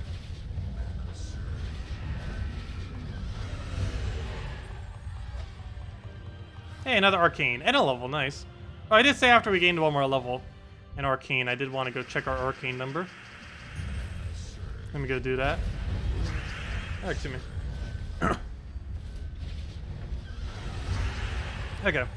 Let's go backtrack. It'll go through a 10-year loading screen. And then we'll go check how many more tree stones we need.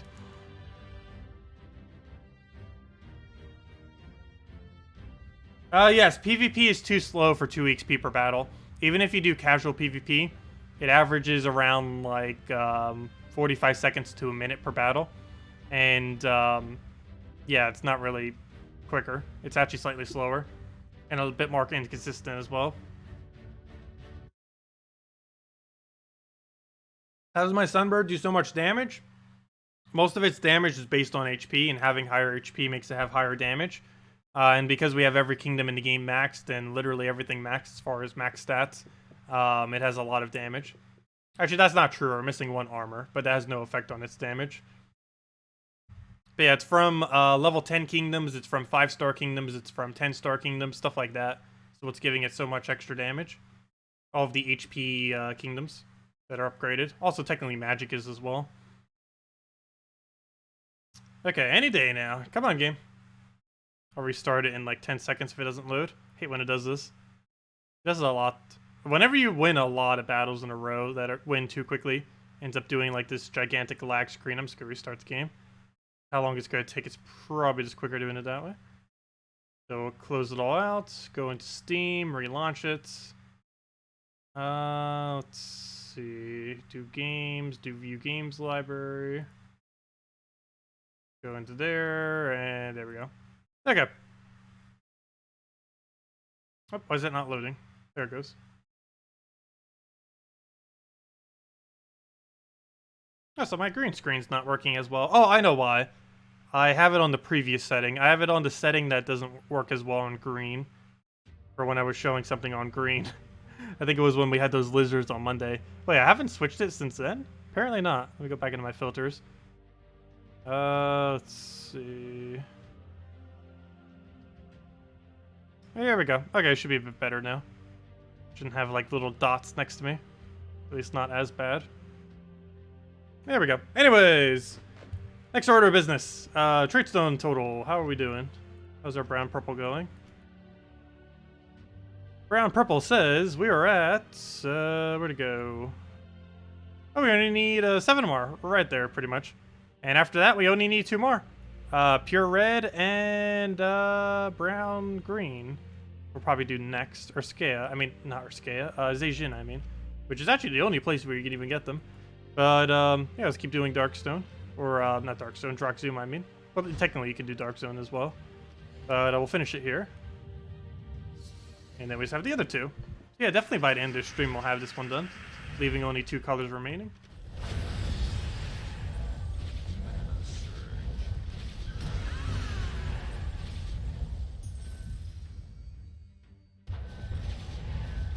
Okay, we'll take the last little bit of our reds there. Let me try getting a purple here. I don't have any good way to go grab it, so never mind. Can't do that. Let's take that for now. Move that down. Take the other purple. He'll take skull and then dead. Oh, wait, couldn't I have just taken that? Fail. Never mind. Would have died off of anything. Yeah, we had it on the dino colors. Yeah, I have 3 different settings for my green screen, depending on what shade of stuff we're showing. It's everything from like green to yellow. I have the green screen set too. It just depends on what shade of green we're showing. Because it is possible to show green on green screens. You just have to adjust it so it picks up on it, or it doesn't pick up on it.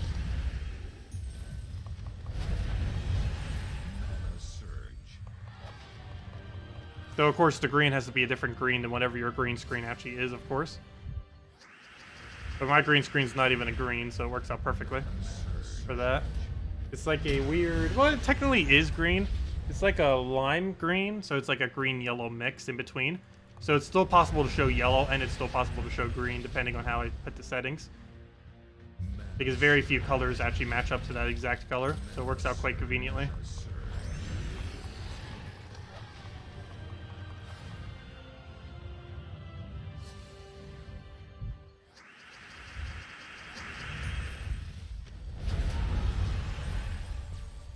Okay, let's go grab a... Oh, I don't have any of the mana we can take for that. Luckily, he doesn't have his revive trait, so we don't need to worry about Sunbird doing a revive for him. So we'll just go through Sunbird here and clear that out, and there we go. Oh, so did this stream just go down all of a sudden? I think it did. Is there anything wrong with the stream? Let's see. What's going on? I think it's fixed now. Yeah, I got Celestial as well, nice. I don't need Celestials though. We're almost at 1,000 Celestials. I think it's 800 something. Getting there. We'll probably have all the Arcanes finished to 300 before we have 1,000 Celestial.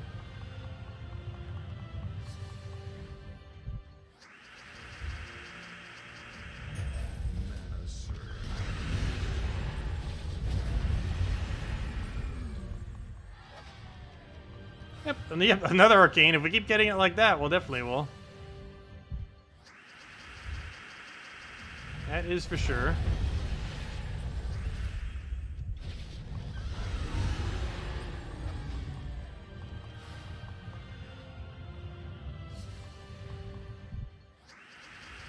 Okay, I'll get that firebomb down. Get a nice turn there. Luckily, it didn't have its trait, so it didn't revive. Might need to start doing Darkstone, though. Why on earth is there so many of that Weaver here? We're getting really lucky with it not having its traits, though. We still keep seeing it. It's like the third time in several battles.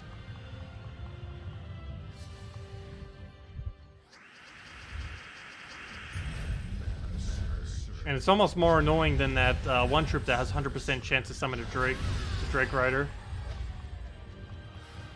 Actually, Drake Rider's probably more annoying because he gets 100% of the time. Whereas even if there is a Weaver, he technically only gets it 75% of the time. Problem with Weaver, though, is it can keep repeating, whereas Drake Rider can only do it once.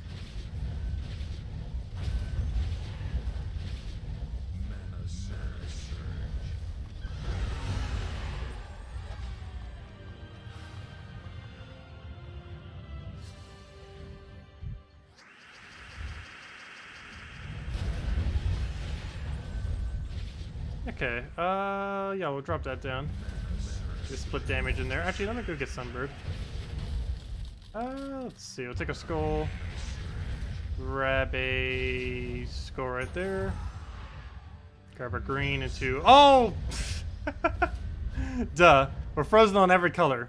The struggle of using a 6-color weapon is if it gets frozen, you're frozen on literally everything except for skulls. Unless it's in first slot, in which case you're frozen on literally everything. It's actually one of the biggest downsides to 6-color anything. The other big downside to it is if it ever gets diseased. But in a way, 6-color things aren't that good. If you can somehow move them to first slot, disease them, and freeze them, they are really insanely bad. I actually wish they had a troop that did all of that. Disease, cursed, disease, freeze, and move the troop to first slot would be the hardest counter ever to a 6-colored anything. It's also a pretty good counter to mythics in general as well, just because they block half the mana. And they'll be frozen on a bunch of colors. They'll gain mana at half the rate on all those colors, and it would overall just be really effective. But unfortunately, nothing currently does that. Would be a really nice combination to see, though. Would make for a good Droxzoom troop as well.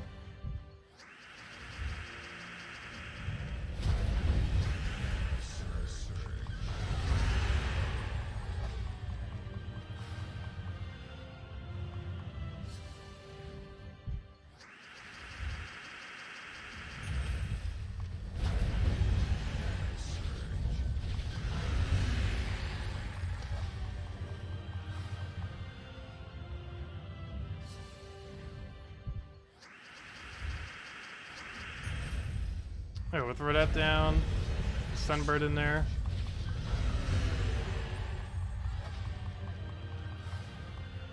Should need about 5 more arcanes. Hey, we get a gnome. Will you give us an arcane? No, actually, he doesn't even have that as a drop. He does have celestials, oddly enough, though, as a drop. 3 of them. I gotta be careful. You can actually escape. I'll throw that down. Come on, Vault Key. It's not a gnome event, but it doesn't mean you can't drop it. Ooh, we got an arcane. I guess technically, I lied. I guess technically you can somewhat get an arcane. But, you know, he can't drop it, but it's funny. We got it simultaneously. Unfortunately, 500 souls. That's a really horrible drop.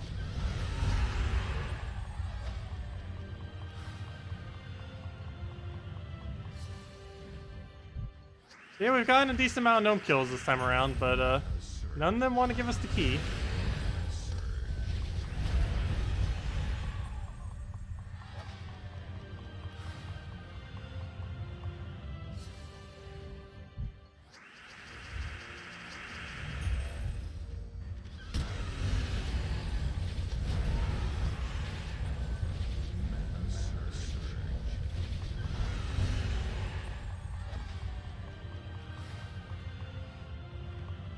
Let's see. We'll take the purple first. I'm actually gonna cast Firebomb here, even though we do have the mana for it, just because it wouldn't have been enough damage. Oh, it still wasn't even enough damage, but luckily we just did that. And there we go.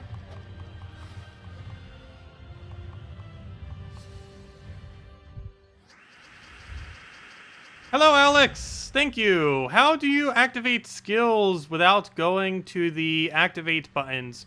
Oh yes. I really need to go do video on that already. But controller. You just click the button. And yeah, it just does things. The confirmation button on a controller. Normally it's the A button. Right now it's slightly bounded, a little bit weird on the Y button. But yeah, you basically just need any controller that your computer can pick up, and it'll work. Alternatively, you could probably do it on console too, if your console can work with keyboard and mouse. And I believe all consoles of this current generation can. But yeah, you just need to be playing with a combination of mouse, keyboard, and controller, with the main thing specifically doing it being the controller, the quick confirmation. Like clicking that, all we have to do is just click the A button on the controller, and it does that on any controller. Oh, we gained a level. I wanted to go check how many arcanes we had. We're gonna do that after this battle. Oh, give us a vault key. You know you want to. If we actually legitimately get a vault key during this stream, we're giving out another redeem code. That includes tomorrow's stream too. I highly doubt we're gonna get one though. But if we do, we'll give out another redeem code. 20,000 gold. Still a good drop though. Not a vault key. Okay. How many more arcanes do we need? Okay, don't take forever to load. Come on, we just restarted the game. It shouldn't take that long. It takes like what? We played for like 10 minutes. And it's already doing that. Let's see. What am I looking for? I'm looking for brown, purple. Okay, we did get 2 in that time. Hey, I was exactly right. We need 5 more to go.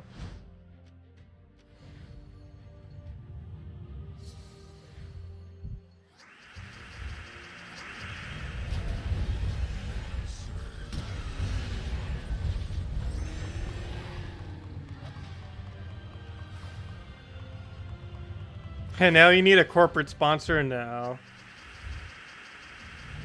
I don't know if I'm ever gonna get sponsors. Like, there's a lot of them that I could have had, but a lot of them are like really sketchy stuff. But I feel like about that, almost about anything that's almost sponsor related, like with very, very few exceptions. But I don't know. I'm in no position where I currently desperately need the money so bad that I would bother selling out like that. Not to say it would never happen. But, no, I ideally would want to never have it happen. Unless I was in a financial situation in which I absolutely had to. Which is nowhere near where I'm currently at.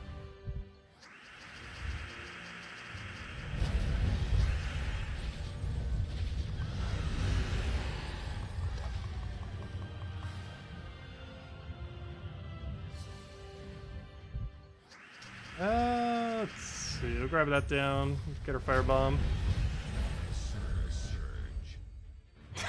This summer, Tacet sponsored by Durex now.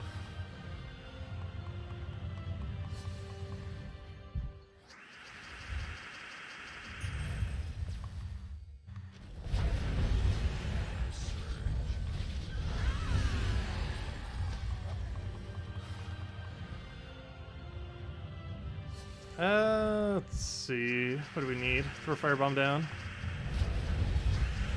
Grab a 1 mana off. Grab that, and then just kill out everything.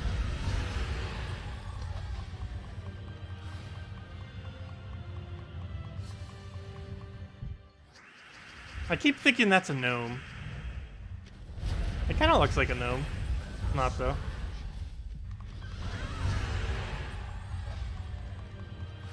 She doesn't even look specifically like any of them either. But just like her body shape kind of makes her look like one.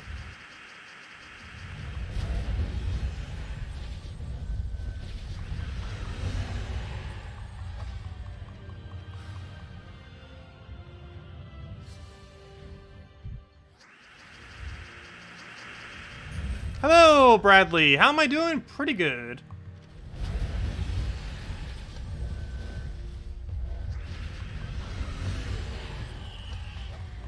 Also pretty hyped for the new How to Train Your Dragon movie. Which I'll be seeing actually pretty much right after this stream, so that'll be nice. A little bit of time I'll have today to relax. Well, that and the stream. This stream is technically relaxing as well. But the rest of the day I have scheduled pretty much down to the minute. Which also reminds me, I think I mentioned it earlier, but I might be like 10 minutes late tonight. I should be back in time, but I'm not fully certain if I will with everything. But most likely will be. Just if you don't see anything up and it's like 10 minutes late, that's why. I should be able to get back at time though. Later tonight. Hello Jay. What is the name of the last troop in slots? It is Forest Guardian. It gives all beasts 50% mana start, and we're using it to give Sunbird 6 mana at the start of battle, which is the whole reason why we have it on our team. It allows us to just cast Sunbird a little bit quicker than we normally would be able to, which is the whole purpose of that troop. Literally nothing else other than that.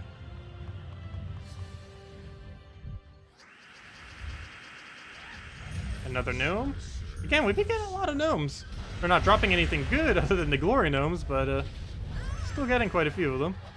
I shouldn't say that they're not dropping anything good, though I said that and now he drops 100 souls. He just went from 500 to 100. But we did get a gem key, we did get 1,000 glory, did get a couple other glory drops just because every glory gnome is decent. And we did get the 5,000 souls, I guess, so... I don't know, we're not doing too bad on gnomes.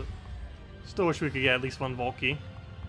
It's not a vault event, so it's kind of to be expected that we wouldn't get any, but I don't know. It's been ages since we've gotten one out of an event.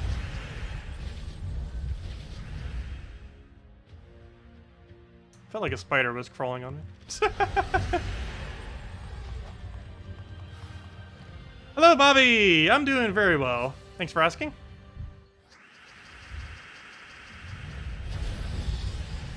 Yeah, currently just trying to level up this hero class. Once we get it to 40, we could have it bury every brown, making it similar to Titan. And once we get to 70, it gains better mana accumulation plus Dispel, which will allow us to get rid of positive traits. And then at 100, it basically becomes Titan because it gains immune to everything. Alternatively, we could also use it for an attack buff. But more often than not, we're going to be using it for its immunity, not the attack buff. Unless we're using it in like 4 times Urska, that's the only time you'd really use the attack buff on it.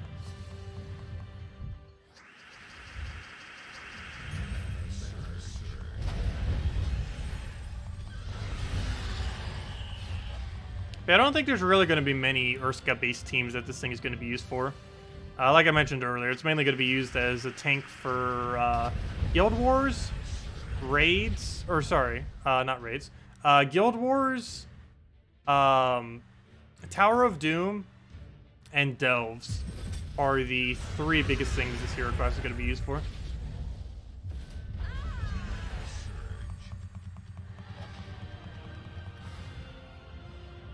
And Titan will be used for basically everything else.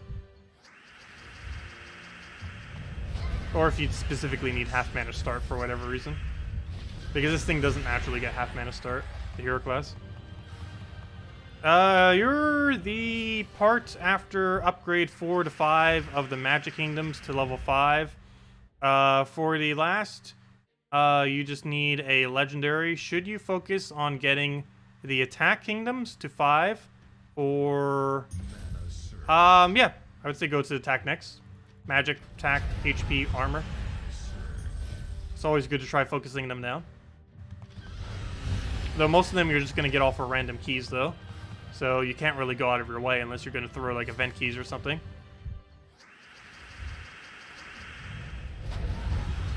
But yeah, there's not really any proper way to like focus them. You just randomly get them off the keys. So just anything that can help give you more keys. Like spamming PvP to go get more gold and glory and stuff. It'll allow you to do more guild tasks, and it'll also allow you to use your glory for glory keys.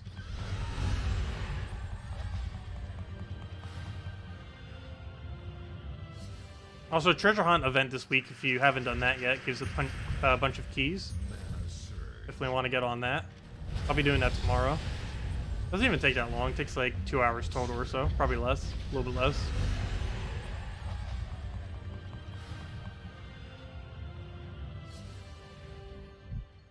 To complete out the whole event.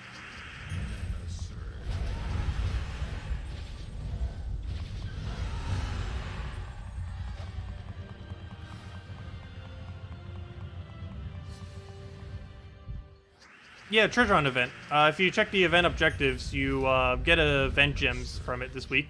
It's the only way to get it done. And you get about, on top of the rewards you already get from treasure hunt, you can get potentially 90 gems, 8 gem keys, I think some glory keys, and some useless epic. But you'd mainly do it for the keys and gems. Anything that gives you more gems or keys technically reaches you closer to getting all kingdom stars up.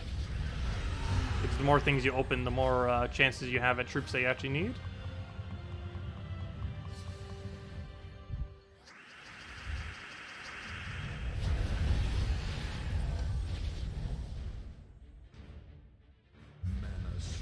Yeah, it's a pretty good event value-wise.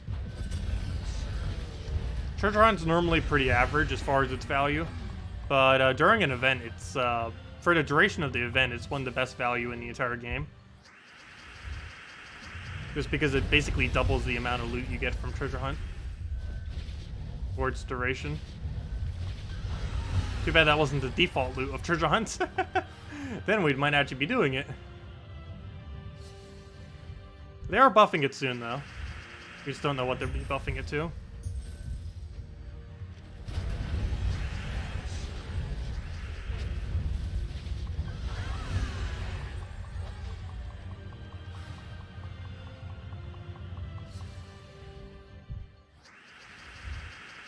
Yeah, being in a good guild that gets all tasks done tends to definitely help that out a lot, that's for sure. Sometimes you just have to wait it out, though, as far as upgrading kingdoms and stuff. Because obviously you only end up getting so many keys per week, and while there are ways to grind it, the main way that you accumulate them is through the guild. And you can only gain so much through the guild each week. Or at least from good value, which is just the normal tasks of the guild. Because legendary tasks do technically allow you to gain infinite, but they don't have as good a value.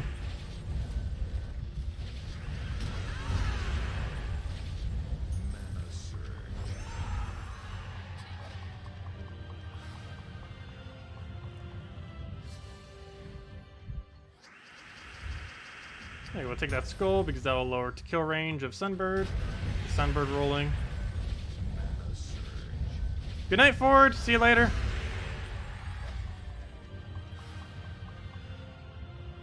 Feels weird saying goodnight at noon. The exact opposite of midnight.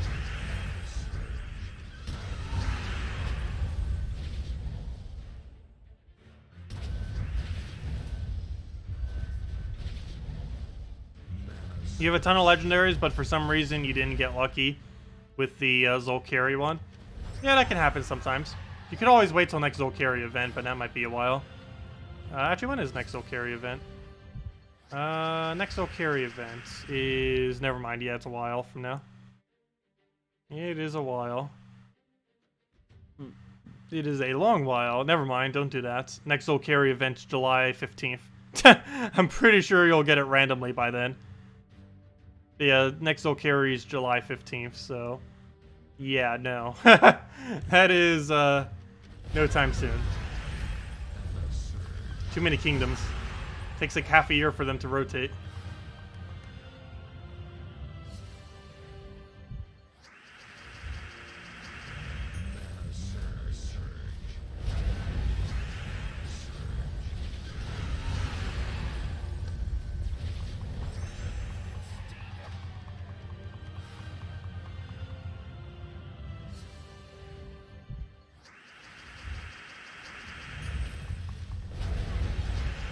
Okay, we'll take the one of these reds. There we go. Take it for free. Dead.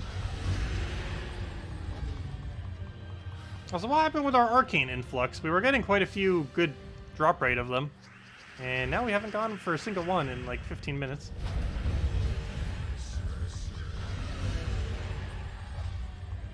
On average, it's like 10 to 12 arcanes per hour, doing it at this speed.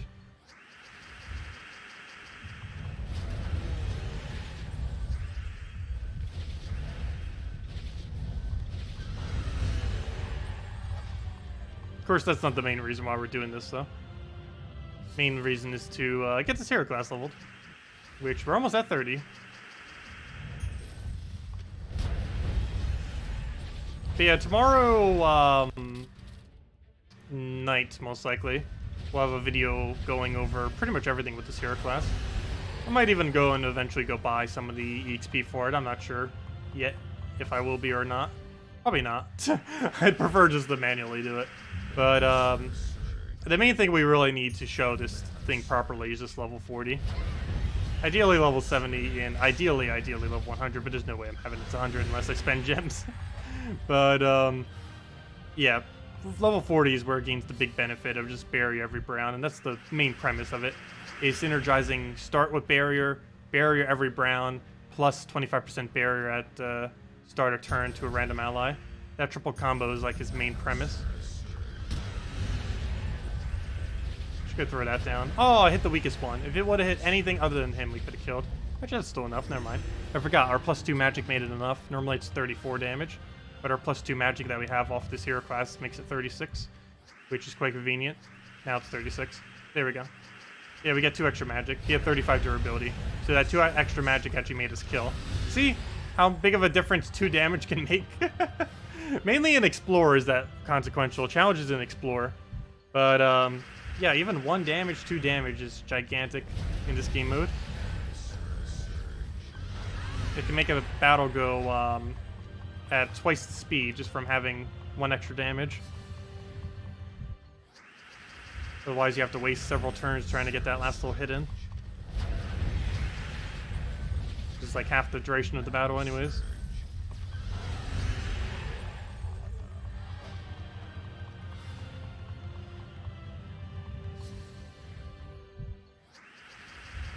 Oh yeah, they really do need to add a dragon that has a better burn. Demonstraxi is the closest thing they have, but it's 45 or 75% instead of 100%. They either need to buff him to 100 or add a better dragon that actually has burn at 100%, conveniently on everything. I'm surprised of all the types that dragons don't actually have a proper burn. Also, did we just get back-to-back gnomes? Seriously, it feels like a gnome event just without bulk keys. It's not actually one, but pretty decent luck as far as finding them.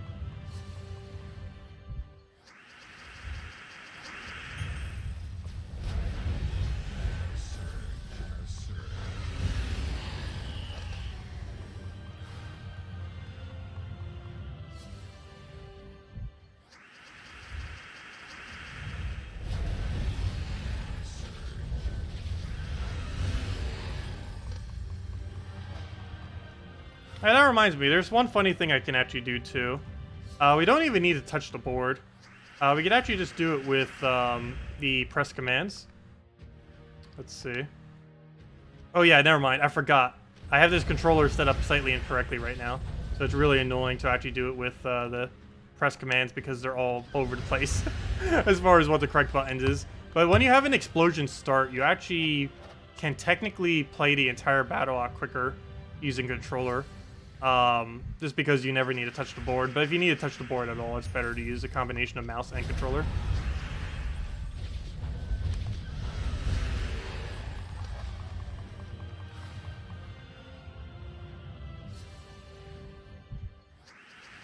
Okay, we'll take the purple right there, grab our red, get all that, take our sunbird in there. That we can just kill out with the explosion off the firebomb.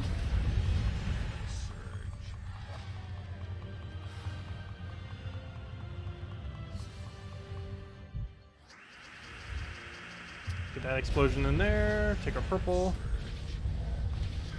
Get that down, get our weaver. I mean, not weaver. We were just talking about weaver earlier. Get the, oh, what's that weapon even called? Imperial Jewel. That's the word I'm looking for. I was extremely off.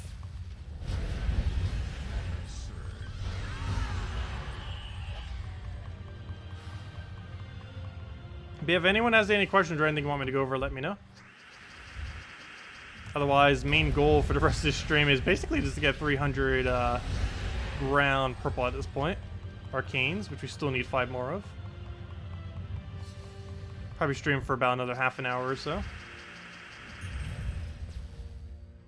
And then we'll be back later tonight at 8 hours from now, 8 p.m. Eastern Standard Time. Let's see. And hopefully by the end of the day we could reach level 40 on this thing. Should be able to. It's at, what, 29 right now? Almost there. It's only about 3 more hours of grinding on it. Hello, Daisy. Welcome.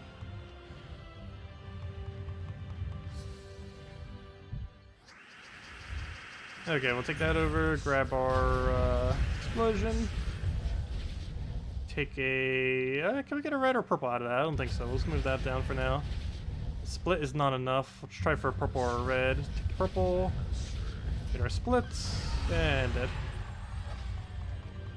There we go. There's our level 30. I was going to say, we should have already had it by now. There it is. I'll take that purple just in case. Okay, never mind. We can already one-shot it. Don't even need it. Let's see. You have Titan and Thief to level 100. Should you work on this being your third 100? Yes. Definitely. Titan, that's the order I just mentioned earlier, too. Upgrade order, I would say, in the current state of the game is Titan first, obviously. Then Thief. Then this hero class.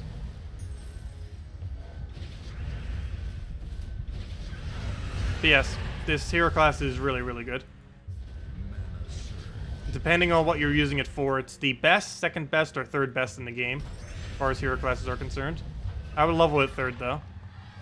Because Titan basically does what it does already. It's just, this is just a super tank version of Titan that starts with less mana. It's basically Titan if Titan didn't have any mana generation, is basically what that is. And you've replaced all the mana generation just with tank ability. But it doesn't work as good for things where you need to win quickly, like PvP, pet battles, stuff like that. It's mainly delves and guild wars, is what that thing's used for. Oh, and Tower of Doom,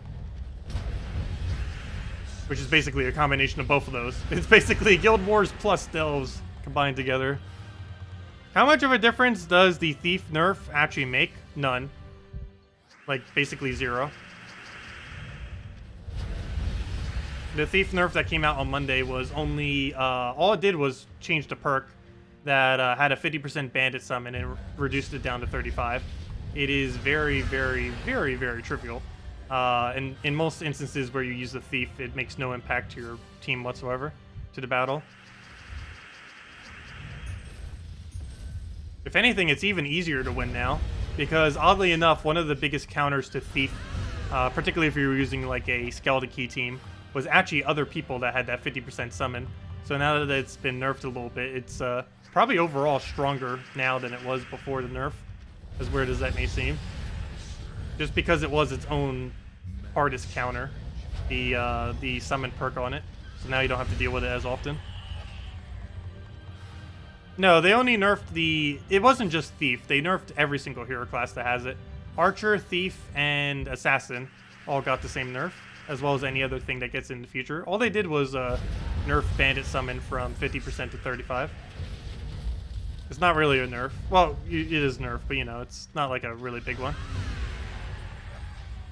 It still occurs very often. It just doesn't occur an absurd amount of times, where it feels like it's reviving like 10 times in a row. Now it only revives 7 times in a row.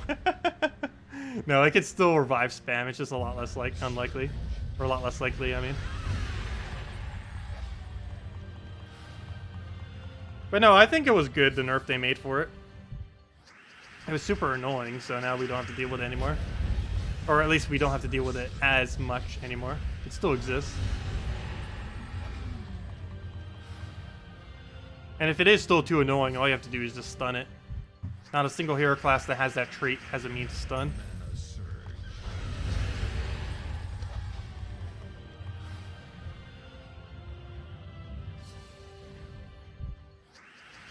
Is Bronzelock Pistol broken and you missed it? 2 weeks ago, you were helping a friend build his team, and it was only doing the base damage, nothing for gold. No, that's how it's supposed to work. It doesn't have any boost ratio based on gold. The amount of gem destroys is what gets boosted by gold. The only thing that, yeah, what I just said. The gem destroys gets boosted by gold. The damage is only boosted by magic. No amount of gold will increase its damage. Technically, the perks also increase its damage because one of the perks do burn, which is 3 per turn, and another one, the perks is 5 damage. So technically, that's a damage increase. But no, only the gold increases destroys. Bronzelock Pistol actually isn't gold dependent. You don't need to use any gold troop on a pistol team. And if you are, you would use a burst gold troop. You don't need like a Cedric on your team. Rather, you would need something like a Greed or a Leprechaun or something like that. Works a lot better. Actually, Leprechaun in particular probably is one of the biggest synergies for Bronzelock Pistol these days, is running some kind of team where you run something Bronzelock Pistol, something Leprechaun, or anything around that composition. Tends to work out pretty well. Maybe even Hero in first slot. But basically anything with Bronzelock plus Leprechaun is pretty solid.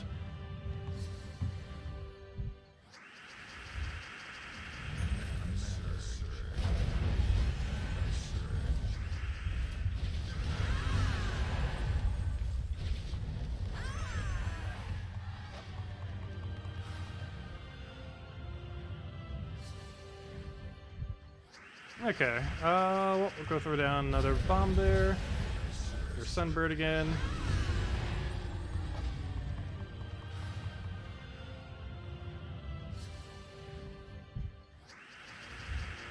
It wasn't a nerf, it was a necessity. To a degree, yes, that kind of is true. That was something that should have never been that high. The summon off that thing. Honestly, I think they could have even gone a little bit lower on it, like 25%. That 35 is a nice middle ground.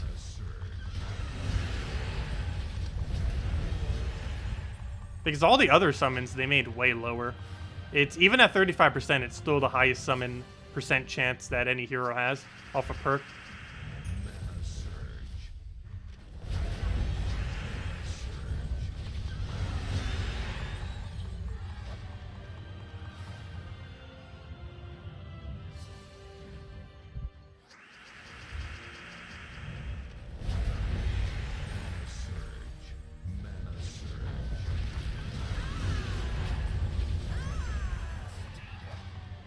Well, in the case, when do they nerf Titan?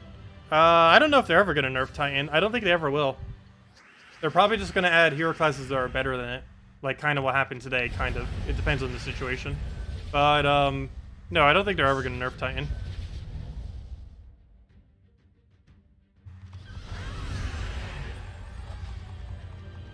Well, the nerf that they did to Thief didn't just directly hit Thief. It hit all the hero classes that have it.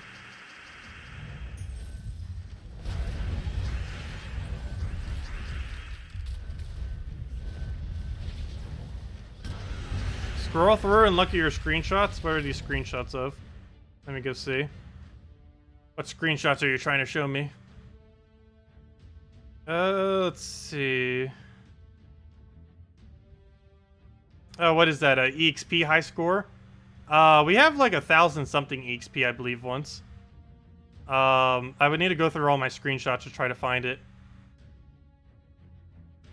But yes, it is possible to gain absurd amount of EXP. All you have to do is go to a battle and get some kind of setup where you just keep reviving over and over again, and then just keep killing them out.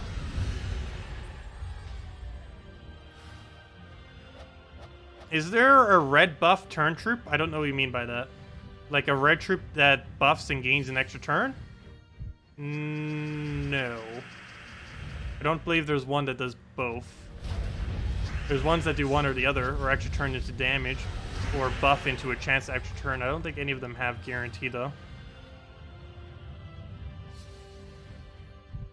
Normally, if you're talking about red extra turn troops, Queen of Tanya and Goblin Rocket tend to be the two most noteworthy. Goblin Rocket in particular, if you're looking for 100%. Because it has mana generation, board control, extra turn automatically, and it has damage on top of all that.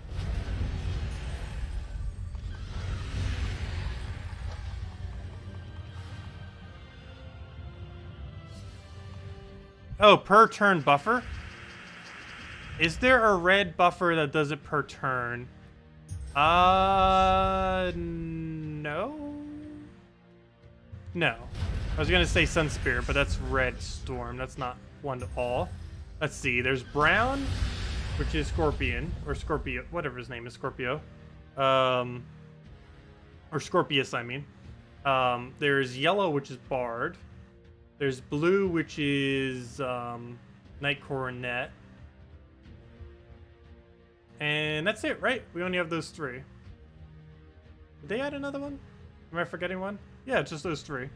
Unless I'm forgetting one.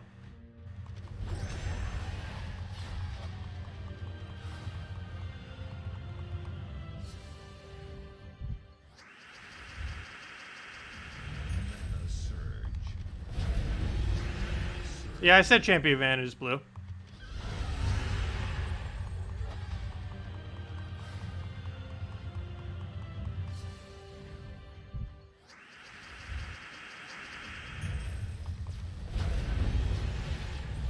Okay, take a red. Split kill.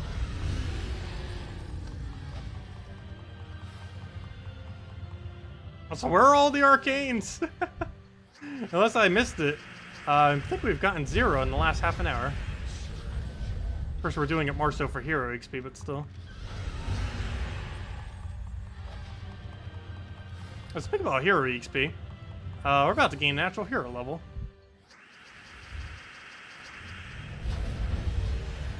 Actually, that'll probably be the milestone we'll end at for now. For once you reach that.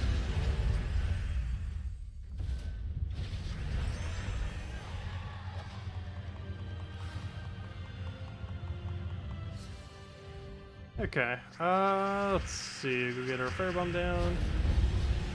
Grab our Sunbird for everything. Hey, champion level, nice. Did I say Night Coronet? Oh, I meant Champion Vanu. I don't know why I said Night Coronet. Whoops. You know what I meant. Let's see. I'll take that over. Grab that.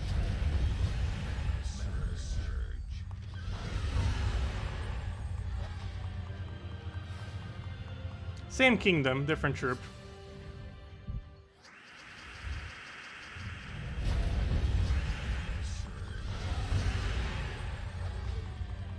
Also, what's kind of funny is we do have 10% extra EXP right now off this hero class. While it's not a lot, that's still a little bit extra. Adds up.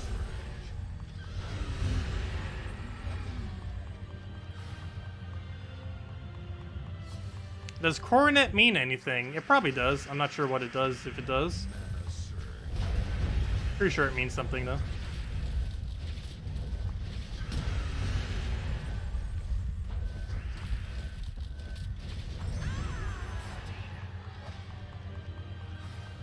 All my gnomes ate them. We don't even have any gnomes anymore. We were getting some pretty decent streaks earlier, but they all ran away as well. Hello, George. Welcome. Any good teams for Ketris? Yes, every team for Ketris. No, generally for a good Ketris team, like Mountain Crusher, Apothecary, Ketris, and one other troop. With that other troop normally being something to buff Ketris or to be a damage source that assists Ketris. But some kind of base team as simple as that tends to work out pretty well. It's also pretty good on Divines if you have teams like Divine Protector with Divine Hero class, followed by Divinia, Ketris, and Divine Ishbala tends to work pretty well. But the previous team I mentioned, Mountain Crusher, Apothecary, Ketris, and one other thing, is the cheapest viable team that you can run with them, since all the components are a lot easier to obtain.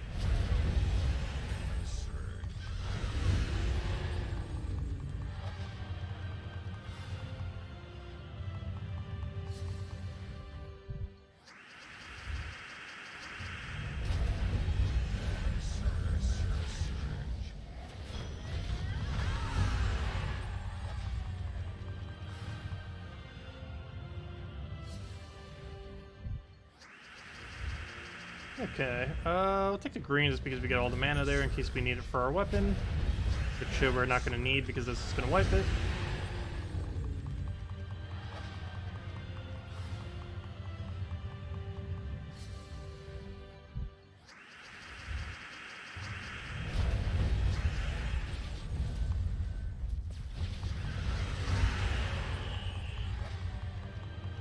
But yeah, does anyone else have any other questions or anything you want me to go over? Let me know.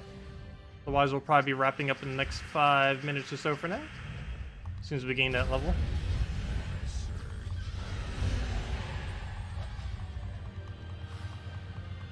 Also, I believe that's the level we need to get 200 of all masteries as well, for hero mastery, which will be a nice little milestone. We already have like 400 plus on purple, but I still haven't hit 200 plus on all the other ones yet. I think we're only missing green, so it'll come down to pure luck if we get it or not. Coronet means small crown. Interesting. But he is the smaller knight, so I guess that makes sense. What are the talent tree settings for Sentinel? Talent tree settings, they are as follows. Let's see, edit, click that, edit. The talent trees you would normally run with is either stun every single time you get hit or +5 attack, depends which way you want to run it. Normally I would say stun.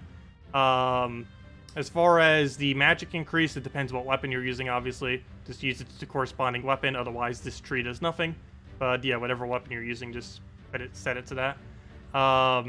As far as the next one, you'd want to start with barrier at the start of battle. For the next one, you'd want to have 20% extra skull damage whenever you do, based on your armor. The reason I have this is just because we're doing Explorer, and there's really no point in having this on. We might as well just get 10% free XP. But normally you would have the Razor armor on. Next one is obviously gain barrier every single round. I'm not sure why I said you could use this. You would obviously be using barrier at the start of every battle instead of that. But yeah, definitely, for sure. It's one of the best perks, if not the best perk of any hero class in the entire game. Every single hero class that has this, gain barrier every round, is super ridiculously strong. Other than that, you'd want to go for either Dispel or +1 to Brown, depending on which one you need for your specific battle. More often than not, you'd go +1 Brown. But if they have a lot of barrier or submerge or other effects that you might need to get rid of, you'd want to go Dispel. But more often than not, you go +1 Brown, since you'll be taking Brown anyways due to barrier every round. And on the final one, you'd most likely go immune to stun, poison, disease, death mark, and all that. Though alternatively, if you're running a 4x Urska team, you might run the attack buff, but more often than not, you're going to run the middle one there. But yeah, so basically impact, or the first one, or the second one, first one, third, second, pretty much, is what you would run for all the trees. Or at least in most situations. Similarly, the main change you'd really make with it is, if you're running it in an Urska team, you would change this to +5 attack, and you would change this to +1 attack to all Urskas, obviously. But that's the only other change that you would make. But yeah, that's the way that you would run the hero class. No problem.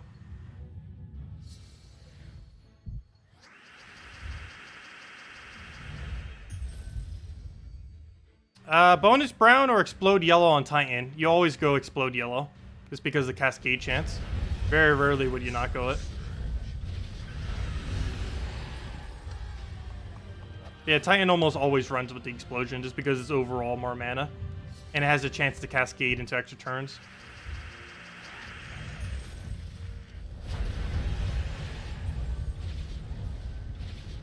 Speaking about our dry gnome streak, there's finally a gnome. Come on, something good. That is the exact opposite. What is these drops? We just got 500 souls, then 100 and 100. That is awful. That is super awful.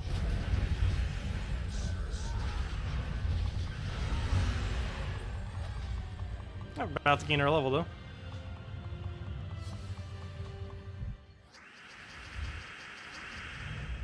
Any good Green Day Devour teams still? Let's see. Green Guild War? You'd probably build around, Iron Gut. Iron Gut uses green, right? Am I forgetting that he doesn't use green? Pretty sure he uses green. Wait, what are Iron Gut's colors again? I just swore he used green. But, yeah, if you can't use Iron Gut, then you'd probably build around, I'm trying to think. What even are green devours then? Wait, there's almost no green devours. I wouldn't really bother building around Wolf Garrick. Oh yeah, blue, brown, yellow. My bad. Yeah, he doesn't use green. That leaves like no good green devours then. Because you wouldn't use Wolf Garrick. Wolf Garrick's way too inconsistent for Guild Wars. I don't know, why do you specifically want to use Devour? I can't recall a single... Oh, Gluttony, never mind, there's Gluttony. But other than Gluttony, what is there really under green that devours properly? Because Wolf Garrick is definitely not one of those. Oh no, I'm clicking back to go and like check real quick, but I forgot. I should have just went back into my troop menu. Because clicking all the way back here is going to take like 5 years. Hey, when it does this... Okay, I'm going to wait it out. This shouldn't take more than like 15 more seconds. But still.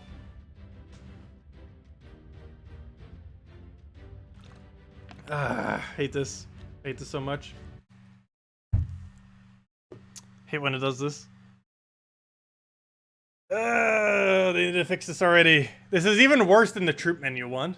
Because it does it whenever you go back to the main menu now instead of the troop menu. Which you do way more often than going to the troop menu.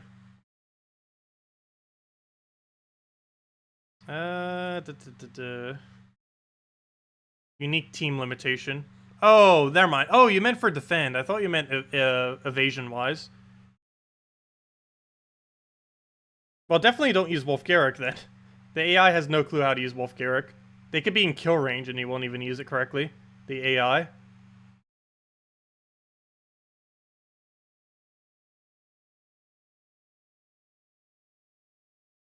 Let's see.